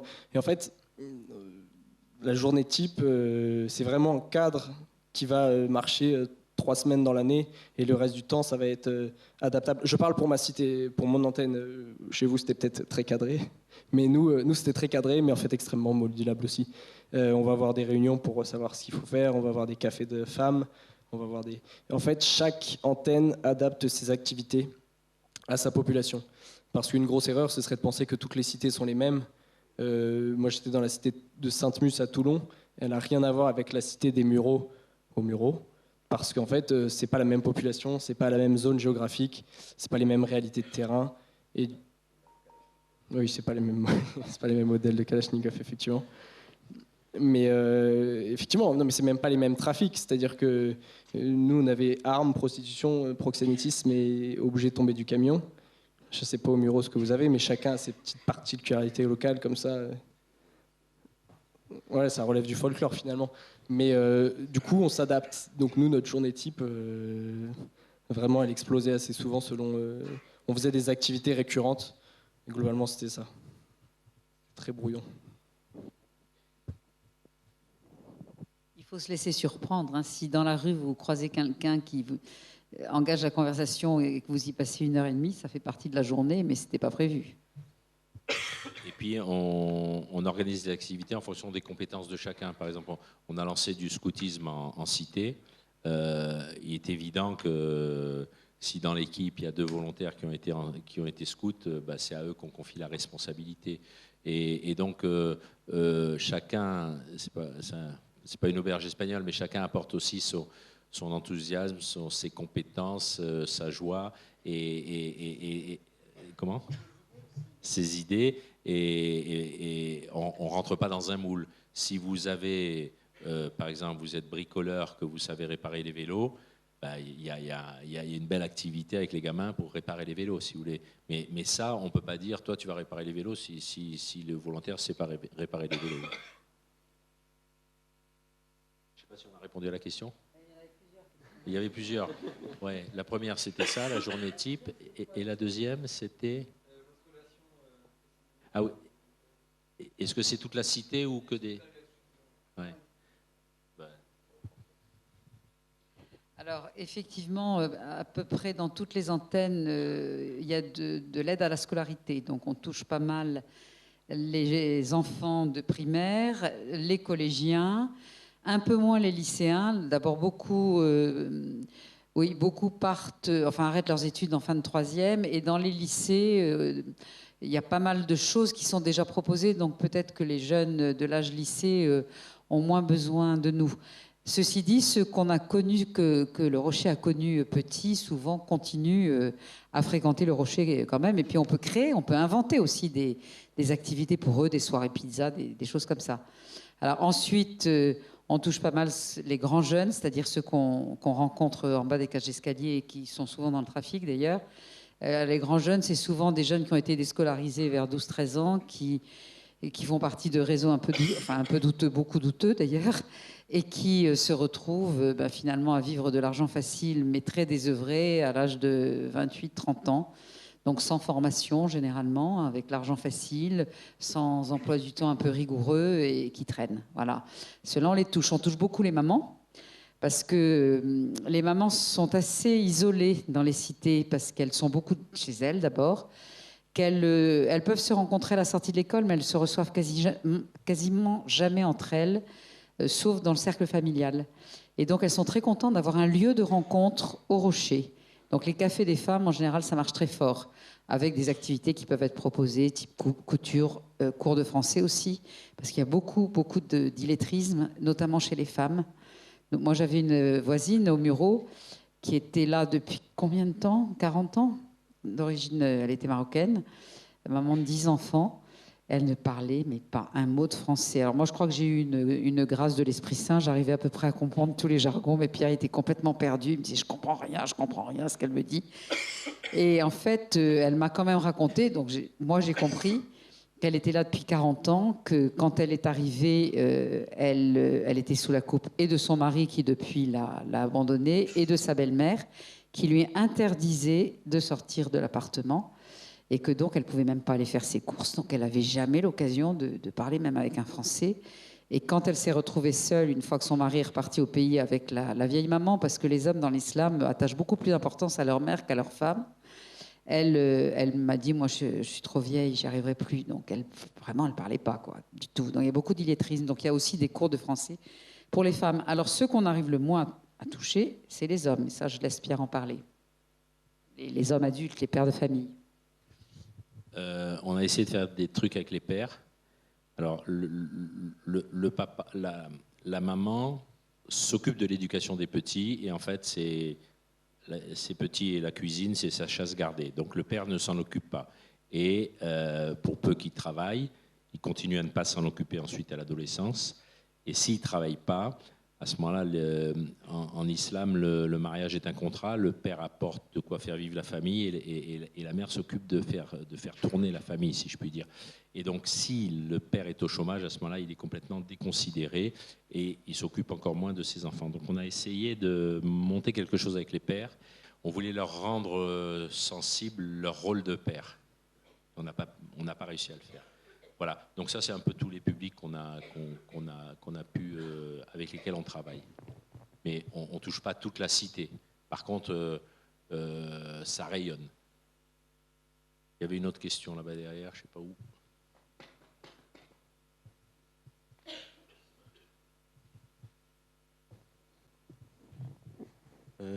Bonsoir, je me demandais. Tu peux enlever le masque, ouais. C'est pour Vianney du coup. Est-ce que vous avez été au Rocher en temps de Covid ou c'était avant? Et sinon, comment ça se passait? Est-ce qu'il y avait moins de relations avec les gens?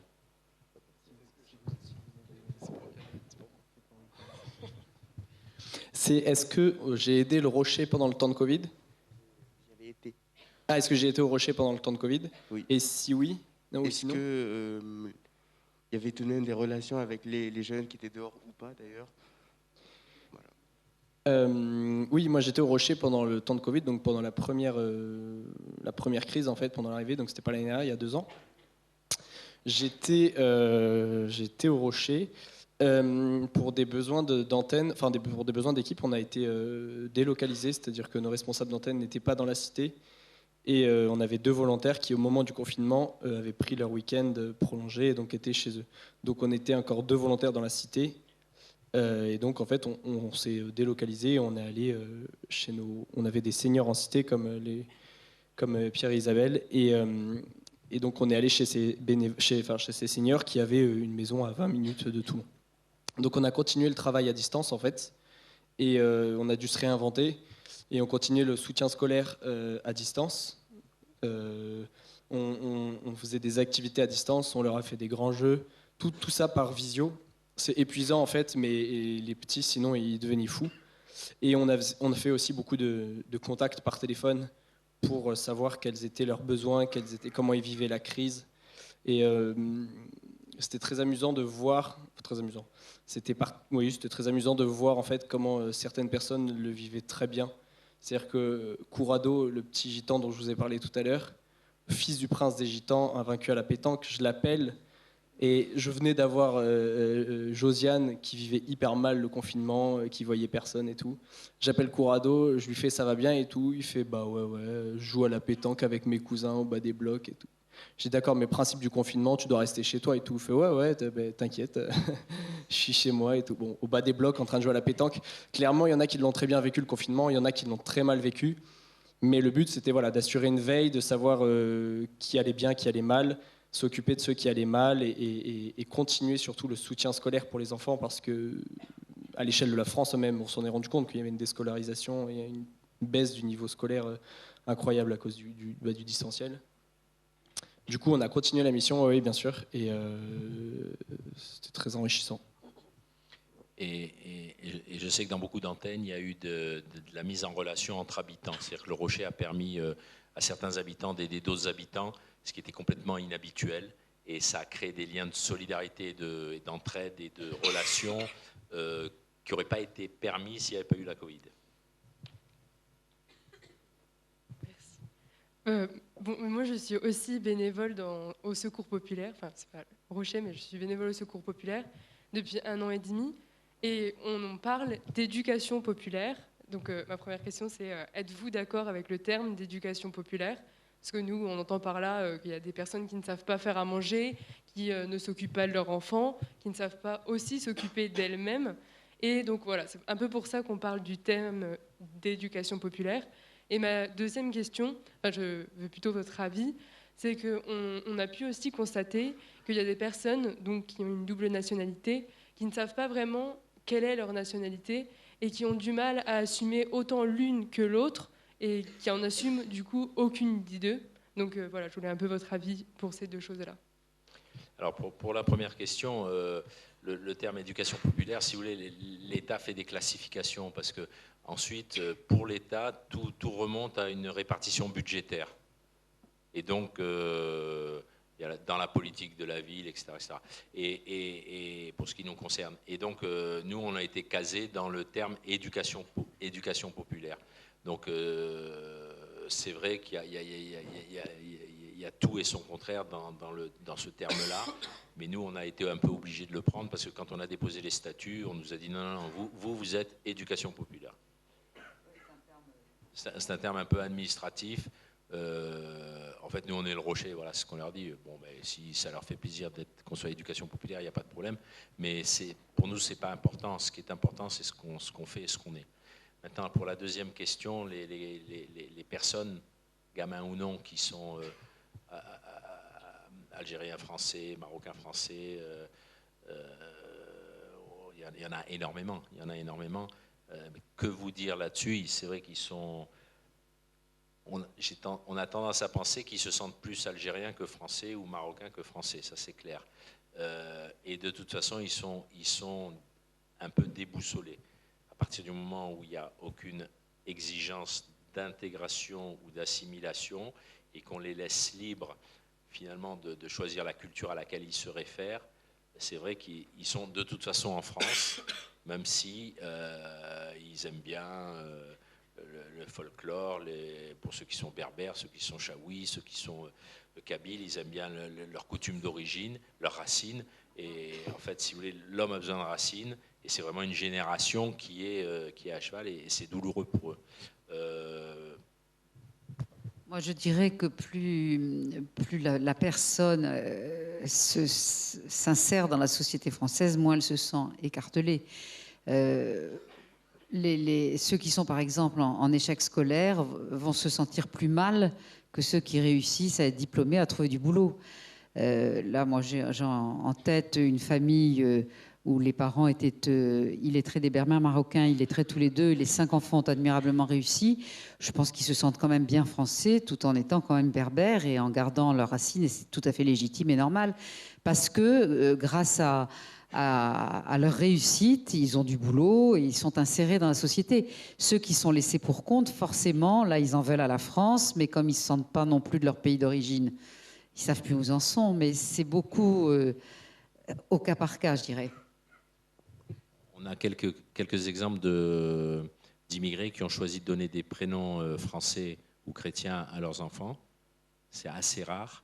Et on a eu aussi beaucoup d'exemples de familles harkis. Les harkis, eux, ils ont choisi la France. C'était où ils choisissaient la France, où ils étaient assassinés en Algérie. Et donc, c'était relativement clair comme choix. Ils ont choisi la France. Et on a vu beaucoup plus il y avait beaucoup moins de questions dans ces familles harkis sur leur racines ou leur rattachement. Ils étaient français et ils ont passé le cap et pour eux c'était de l'histoire ancienne. Voilà. Sinon, c'est vrai que c'est douloureux. C'est un problème douloureux.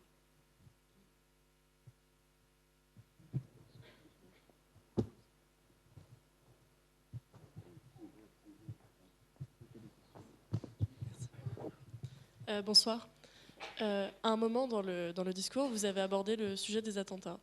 Et vous avez expliqué que les anciennes générations étaient beaucoup moins sujettes au discours un peu de haine envers la France et à adhérer aux propos justement un peu extrémistes que les jeunes générations. Mais du coup, comment expliquer que ces anciennes générations tolèrent entre guillemets ce genre de discours chez leurs jeunes, alors que ça devrait les faire bondir un petit peu comme nous, du coup?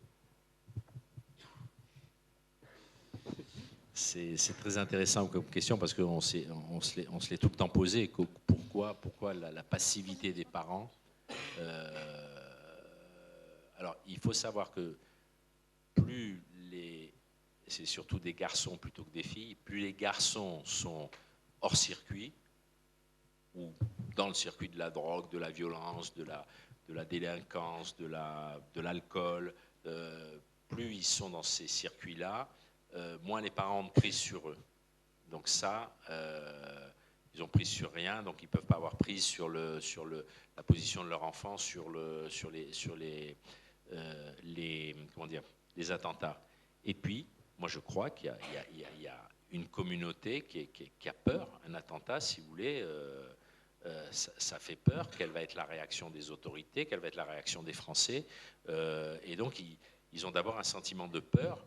Et ils ont du mal, je suppose, à exprimer un sentiment fort sur ce qui s'est passé, un sentiment fort et un sentiment vrai sur ce qui s'est passé. Mais cela étant, c'est vrai des attentats comme de beaucoup de choses. C'est-à-dire que l'autorité, les mères n'ont plus autorité sur leurs enfants, ça c'est clair, quand ils sont grands, et les pères sont absents. Donc ça c'est compliqué. Mais il n'y a pas que le domaine des impressions ou des sentiments sur les attentats. Et ça... il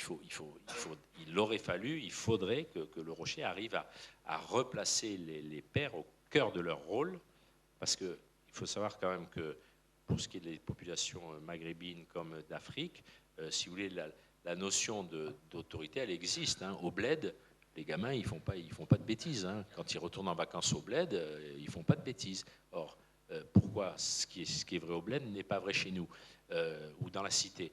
Et ça veut dire qu'il faut que les parents reprennent leur autorité. L'autorité qu'ils ont au bled, ils ne l'ont plus en France. Donc ça, c'est compliqué. Et donc, il faudrait réussir à vraiment les convaincre que ce rôle, ils ont à le jouer. Et ça ne veut pas dire seulement flinguer le gosse ou... Certains le jouent, heureusement. Mais ce sont les familles où les choses se passent avec des parents qui tiennent. Et ça ne veut pas dire que c'est des familles où le père et la mère ont fait bac+5. Hein. On a des tas d'exemples où la mère est illettrée, le père est manœuvre et les gosses marchent droit parce qu'il y a une volonté des parents de les faire marcher droit. Donc heureusement, Dieu bénisse, il y a quand même des familles où ça tourne bien.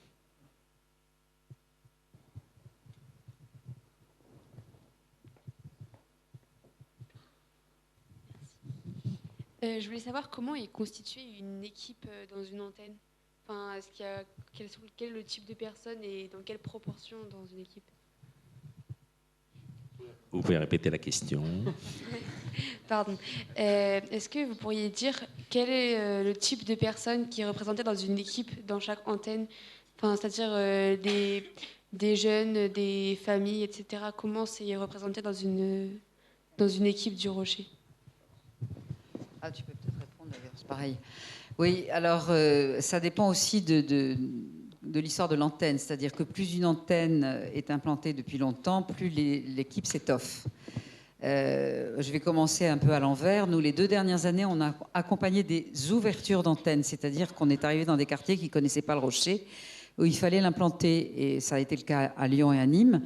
Et là, on était 4. Il y avait un couple responsable de l'ouverture de l'antenne, et nous, on était un peu leurs anges gardiens ou leurs mentors, je ne sais pas comment on pourrait se définir, parce qu'on avait l'expérience de 3 ans de cité, donc on pouvait les aider. Et puis on avait aussi l'expérience du Rocher, on pouvait les aider à lancer l'antenne. Ça, c'est le démarrage d'une antenne. Après, dans une antenne qui tourne depuis longtemps, on peut être très nombreux. Au Muro, quand on est arrivé, il y avait... le responsable d'antenne, quand ça tourne, il y a le responsable d'antenne qui est salarié, il a généralement un adjoint qui est salarié aussi. Souvent, les responsables d'antenne, ce sont des couples, des familles, c'est-à-dire des couples avec des enfants qui vivent dans la cité. Gravitent autour d'eux donc des jeunes en volontariat de service civique. Et souvent, il y a un appartement pour les jeunes garçons, pour les garçons, un appartement pour les filles. Donc, dans une antenne comme Bondy ou comme les Mureaux qui tournent depuis longtemps, il y a en général au moins 4 volontaires en service civique. on essaye de mettre 2 garçons, 2 filles. Il y a des stagiaires. Polytechnique a un partenariat avec le Rocher, donc dans certaines antennes, il y a un stagiaire de Polytechnique qui vient 6 mois. L'ESSEC avait un partenariat, je ne sais pas si ça dure toujours, on a aussi des étudiants de l'ESSEC qui viennent, eux, pour 4 mois, par exemple. Et donc, il y a souvent, les jeunes en volontariat de service civique sont comment dire, rejoints par des stagiaires qui viennent moins longtemps qu'une année. Et puis, vous avez parfois, comme nous, des seniors qui sont bénévoles en cité, qui vivent dans la cité et qui donnent donc leur année ou plus à la cité. Et puis, vous avez en plus, et on les oublie souvent, et pourtant c'est capital comme rôle, tous les bénévoles extérieurs qui viennent simplement donner un peu de temps. Par exemple, au Mureau, on n'est pas très loin de Saint-Germain-en-Laye de Versailles, vous avez des bénévoles qui viennent de ces quartiers-là, et qui viennent, par exemple, faire 1 heure de soutien scolaire chaque semaine, ou bien 2 heures, ou bien des femmes qui viennent au Café des femmes, etc. Et ça, c'est aussi très important, c'est volontaire, parce que quand ils sont fidèles, c'est eux qui assurent la permanence, finalement, de la présence du Rocher, puisque les équipes, elles tournent. Hein. Les responsables d'antenne, ils restent en général 3-4 ans. Les volontaires en service civique 1 an, les stagiaires quelques mois. Donc voilà, il y a une fragilité aussi dans ce turnover. Ce sont les bénévoles qui assurent la continuité. Donc ça peut aller de 4 personnes pour un démarrage d'antenne à 10 personnes plus 50 bénévoles pour une antenne qui tourne. Et quand je dis 10 personnes, ça peut être 12 ou 14. Bonsoir. J'ai une question. Je voulais savoir si vous êtes fait des amis, des vrais amis que vous avez gardés et des gens avec qui vous avez des vrais liens. Parce que je suppose que vous les avez beaucoup aidés, mais c'est vrai que vous parlez beaucoup de travail. Et j'ai une autre question aussi sur votre vie de famille. Vous avez dit que vous aviez 7 enfants. Comment ça s'est passé? Ils venaient vous voir dans la cité et comment ils ont pris aussi votre engagement dans la cité? Est-ce que pour vous ça a été vraiment, ça a été simple, ils ont compris? Et dernière question, est-ce que ça a été une seconde vocation pour vous, comme si c'était un appel vraiment après une vie, je suppose, bien chargée avec 7 enfants?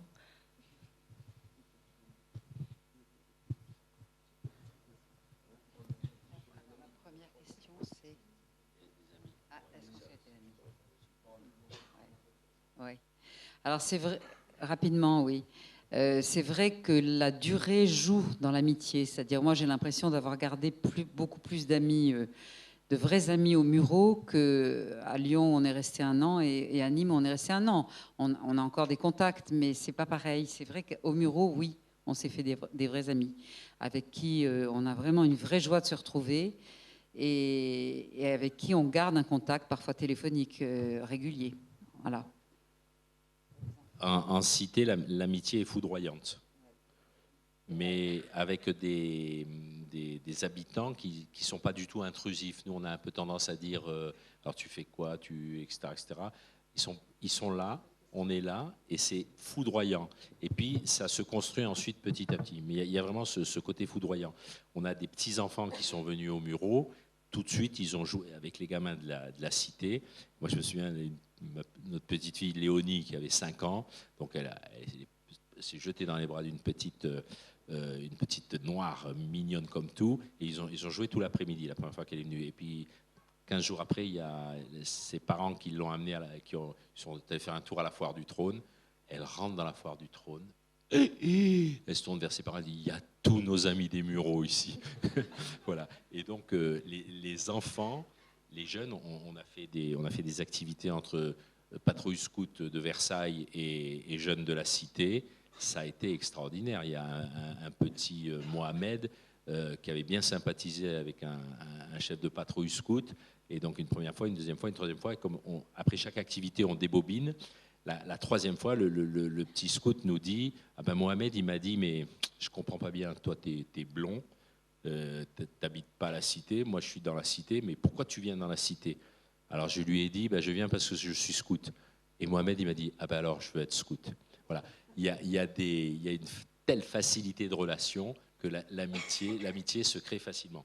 Et on a aujourd'hui très souvent des coups de fil de gens qu'on a connus en cité. Quand on a quitté la cité, enfin je pense que Vianney a eu la même expérience, les gens ne comprennent pas. Tu t'en vas, c'est pas possible. Il y a une Faïza là qui est encore en train de nous dire que depuis qu'on a quitté, quand même on a quitté les Mureaux en 2017, depuis qu'on a quitté, la vie est triste, alors qu'elle est très joyeuse. Hein. Mais voilà, bon, et ça, c'est extraordinaire. La deuxième question ? Alors nos enfants, c'est sur nos enfants. Alors quand on a annoncé à nos enfants qu'on allait partir en cité, bon, ils étaient tous la dernière entrée en études supérieures et les autres étaient dans la vie active. L'avant-dernière m'a dit, dis donc maman, mais moi je te vois pas du tout dans ce monde-là. Et je dis, non, moi non, je m'y vois pas non plus, mais c'est comme ça, oui, clairement pour moi, je l'ai vécu comme un appel. Pour répondre à la question, je l'ai vraiment vécu comme un appel qui me dépassait complètement. Je m'y voyais pas, puis finalement, j'ai trouvé ça formidable et j'y ai beaucoup reçu. Donc, comment est-ce qu'ils ont pris la chose ? Bon, ils se sont dit, les parents sont un peu fous. Et alors, ce qui a été très, très drôle, c'est que moi, je recevais des coups de téléphone des parents des volontaires en service civique qui me disaient, mais c'est génial de vous savoir en cité parce que ça nous rassure qu'il y ait des cheveux blancs en cité qui veillent un peu sur nos petits volontaires, nos enfants volontaires en service civique. Et nous, c'était nos enfants qui avaient la trouille pour nous. Donc, c'était vraiment le monde à l'envers. Alors, ils sont venus assez rapidement nous voir. Ils ont été rassurés. Et ils ont été sympas parce qu'ils ont quand même suivi d'assez près notre mission. Ils sont venus assez régulièrement. Et je pense que ça fait grandir toute la famille. Mais à la fin, ils en avaient marre. C'est-à-dire que quand on les voyait, on parlait cité, on faisait venir des camps à la maison, il y avait toujours une Aïcha ou une à la maison, et ils commençaient à en avoir marre. Et c'est une des raisons pour lesquelles on a arrêté. Mais sinon, je crois qu'on aurait continué. On a beaucoup de volontaires qui sont venus au Rocher contre l'avis de leurs parents. Je sais pas toi si c'était le cas. Beaucoup de volontaires qui nous ont dit que leurs parents n'étaient pas d'accord parce qu'ils ont une image de la cité telle que ma fille va se faire violer, va se faire égorger. Les filles n'ont jamais eu peur. Enfin, je connais pas de filles. Les garçons de temps en temps ils se font un peu bousculer, mais les filles n'ont jamais eu peur.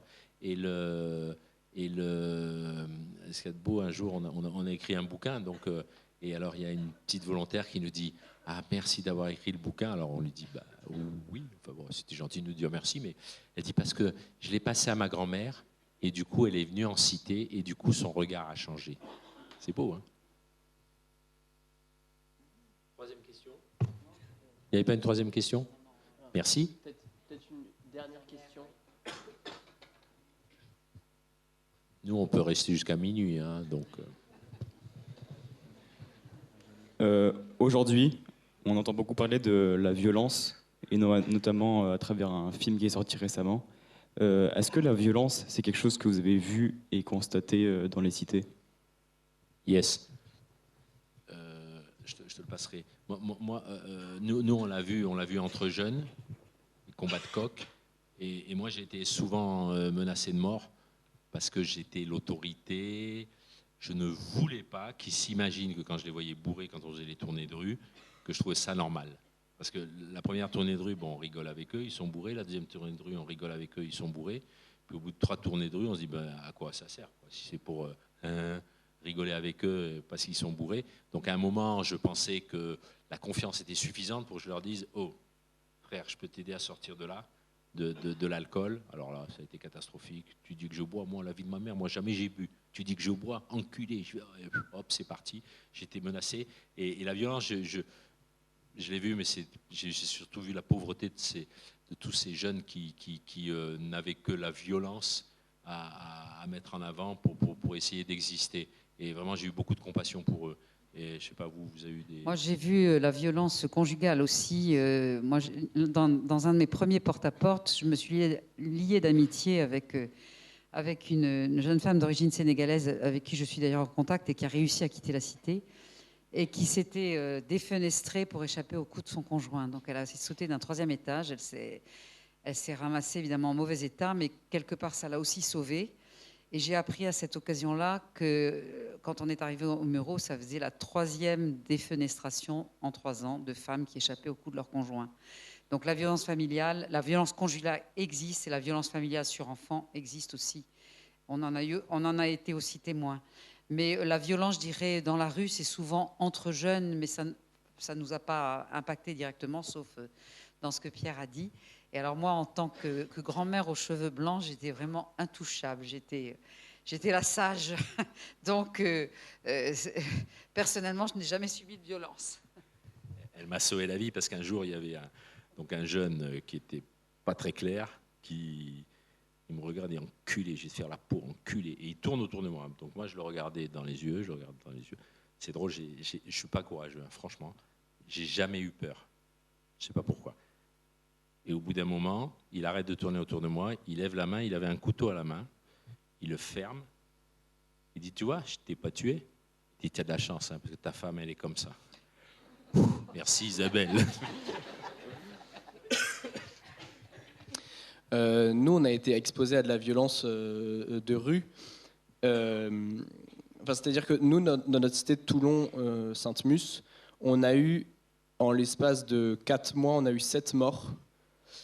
Parce qu'en fait, c'était les sorties de prison. C'est-à-dire que c'est la fin de l'année, c'est avant les vacances, les sorties de prison arrivent, ils libèrent des gens comme ça, je ne sais pas pourquoi. Et avant l'été, et en fait à ce moment-là, ceux qui étaient en prison, qui veulent récupérer leur place dans le trafic, et bien en fait n'ont pas d'autre solution que de tuer celui qui a pris leur place en fait. Et quand c'est des têtes de réseau, et bien en fait ça implique beaucoup de monde parce que du coup il y a la tête de réseau et puis tous les choufs en dessous. Et du coup nous on a été exposés à 7 morts. On a eu un garçon qui aurait pu être le 8e, qui était menacé de mort, duquel on était très proche et qui a fui, en fait, qu'on a aidé à fuir dans un premier temps à la Légion étrangère. Et en fait, le petit garçon, le minot avait 16 ans, il était menacé de mort. Et comme on était à Toulon, on l'a envoyé au bagne pour qu'il s'engage à la Légion étrangère comme cuisinier, parce qu'il adorait ça. Et en fait, il a refusé à partir du moment où il s'est rendu compte qu'il n'avait plus accès à son téléphone portable. C'est-à-dire que le garçon était menacé de mort. Et en fait, il a refusé d'aller se mettre à l'abri à la Légion étrangère parce qu'en fait, il n'avait plus son téléphone portable. Bref, et bon, il a fini par fuir ailleurs. Et en fait, on a été exposé à cette violence jusqu'au dernier moment. C'est-à-dire que le dernier jour, vraiment la veille de notre départ, moi, j'ai eu sous les yeux un minot de 18 ans qui s'était fait tuer, qui avait 3 balles dans la tête et 2 dans le corps. Et j'ai été menacé par les... En fait, ce que j'essayais de faire, c'est de voir si on pouvait le sauver, en fait. Et sur le coup, on ne réfléchit pas, parce qu'en fait, tu réfléchis après coup, tu dis 3 balles dans la tête, oui, il est mort, clairement. Mais sur le moment, on se dit, il y a quelque chose à faire. Peut-être qu'on peut voir prendre son pouls, juste regarder, appeler les pompiers. Et en fait, autour d'eux, du gamin, il y avait 15 gars énervés comme jamais. Et il n'y en a aucun qui a pensé à prendre le pouls, à appeler les pompiers, à faire quoi que ce soit. Les 15, en fait, ils pensaient déjà à aller tuer ceux qui avaient fait ça, en fait. Et donc, moi qui essayais, j'ai commencé à m'approcher et plusieurs fois, il y en a un qui m'a insulté, qui m'a dit mais en fait dégage, laisse-nous tranquille. Et je suis revenu une dernière fois, je dis mais vous voulez pas qu'on essaye. Là, il m'a menacé de mort, je suis parti, j'ai tourné les talons. Et en fait, j'ai repensé après coup et je me suis dit c'était extrêmement violent comme scène. Mais la question c'est le minot qui est mort, en fait c'est triste, on n'a rien pu faire pour lui, il est mort. Mais les 15 autres qui restent autour, qu'est-ce qu'on va en faire finalement ? Et c'est de eux dont il faut s'occuper aujourd'hui. Les 15 autres qui pensent déjà à tuer à nouveau, sans même avoir vérifié si leur ami était vraiment mort, c'est de eux dont on va devoir s'occuper demain. Et qu'est-ce qu'on en fait aujourd'hui ? Et c'est pour ça que je pense que la mission du Rocher est plus que jamais d'actualité et qu'il faut faire quelque chose pour ces cités. À Marseille, une Kalachnikov, c'est 2 000 € et on peut gagner 2 000 € dans la journée en dealant.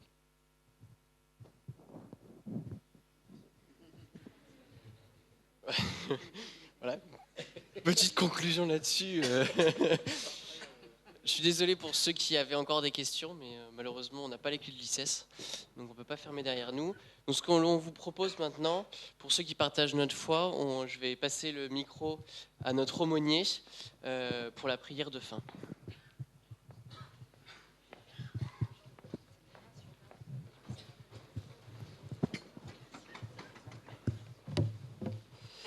Juste d'abord pour vous remercier tous les trois pour ce merveilleux témoignage mais qui nous a donné d'être un peu décalés. Merci de nous donner ce regard décalé par rapport à l'actualité, ce qu'on entend sur les banlieues, etc. Et c'est important d'avoir ce regard décalé et, parce que ça remet les choses aussi en perspective. Et merci beaucoup pour tout ça, parce que ça donne à réfléchir et c'est tout à fait passionnant. Alors, je pense que les intentions de prière, elles ne manquent pas avec tout ce que vous nous avez partagé. Alors on confie tout ça, on confie l'association, tous ceux qui y sont, mais aussi plus encore ceux qui sont dans ces cités et avec toutes les difficultés qu'ils rencontrent. Et puis on a prié aussi pour ceux qui peut-être pourraient partir et qui sont en train d'y réfléchir. Au nom du Père et du Fils et du Saint-Esprit. Amen. Notre Père qui es aux cieux, que ton nom soit sanctifié, que ton règne vienne, que ta volonté soit faite sur la terre comme au ciel. Donne-nous aujourd'hui notre pain de ce jour. Pardonne-nous nos offenses, comme nous pardonnons aussi à ceux qui nous ont offensés. Et ne nous laisse pas entrer en tentation, mais délivre-nous du mal. Et on confie aussi toutes ces personnes à la Vierge Marie, parce que c'est elle qui nous donne Jésus, et il y a une grande vénération pour la Vierge Marie dans l'islam, on le sait aussi, et qu'ils découvrent Jésus, notre Dieu, notre Sauveur. Je vous salue Marie, pleine de grâce, le Seigneur est avec vous. Vous êtes bénie entre toutes les femmes, et Jésus, le fruit de vos entrailles, est béni. Sainte Marie, Mère de Dieu, priez pour nous pauvres pécheurs, de notre mort. Le Seigneur soit avec vous. Que Dieu Tout-Puissant vous bénisse, le Père, le Fils et le Saint-Esprit. Voilà. Un grand merci à Vianney et aux Chazerans d'être venus témoigner.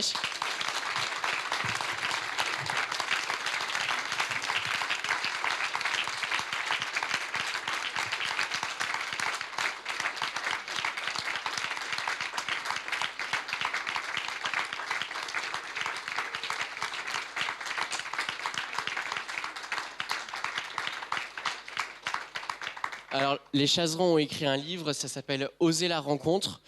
Donc, vous pouvez l'acheter, c'est aux éditions Emmanuel. En tout cas, un grand merci à tous les trois d'être venus.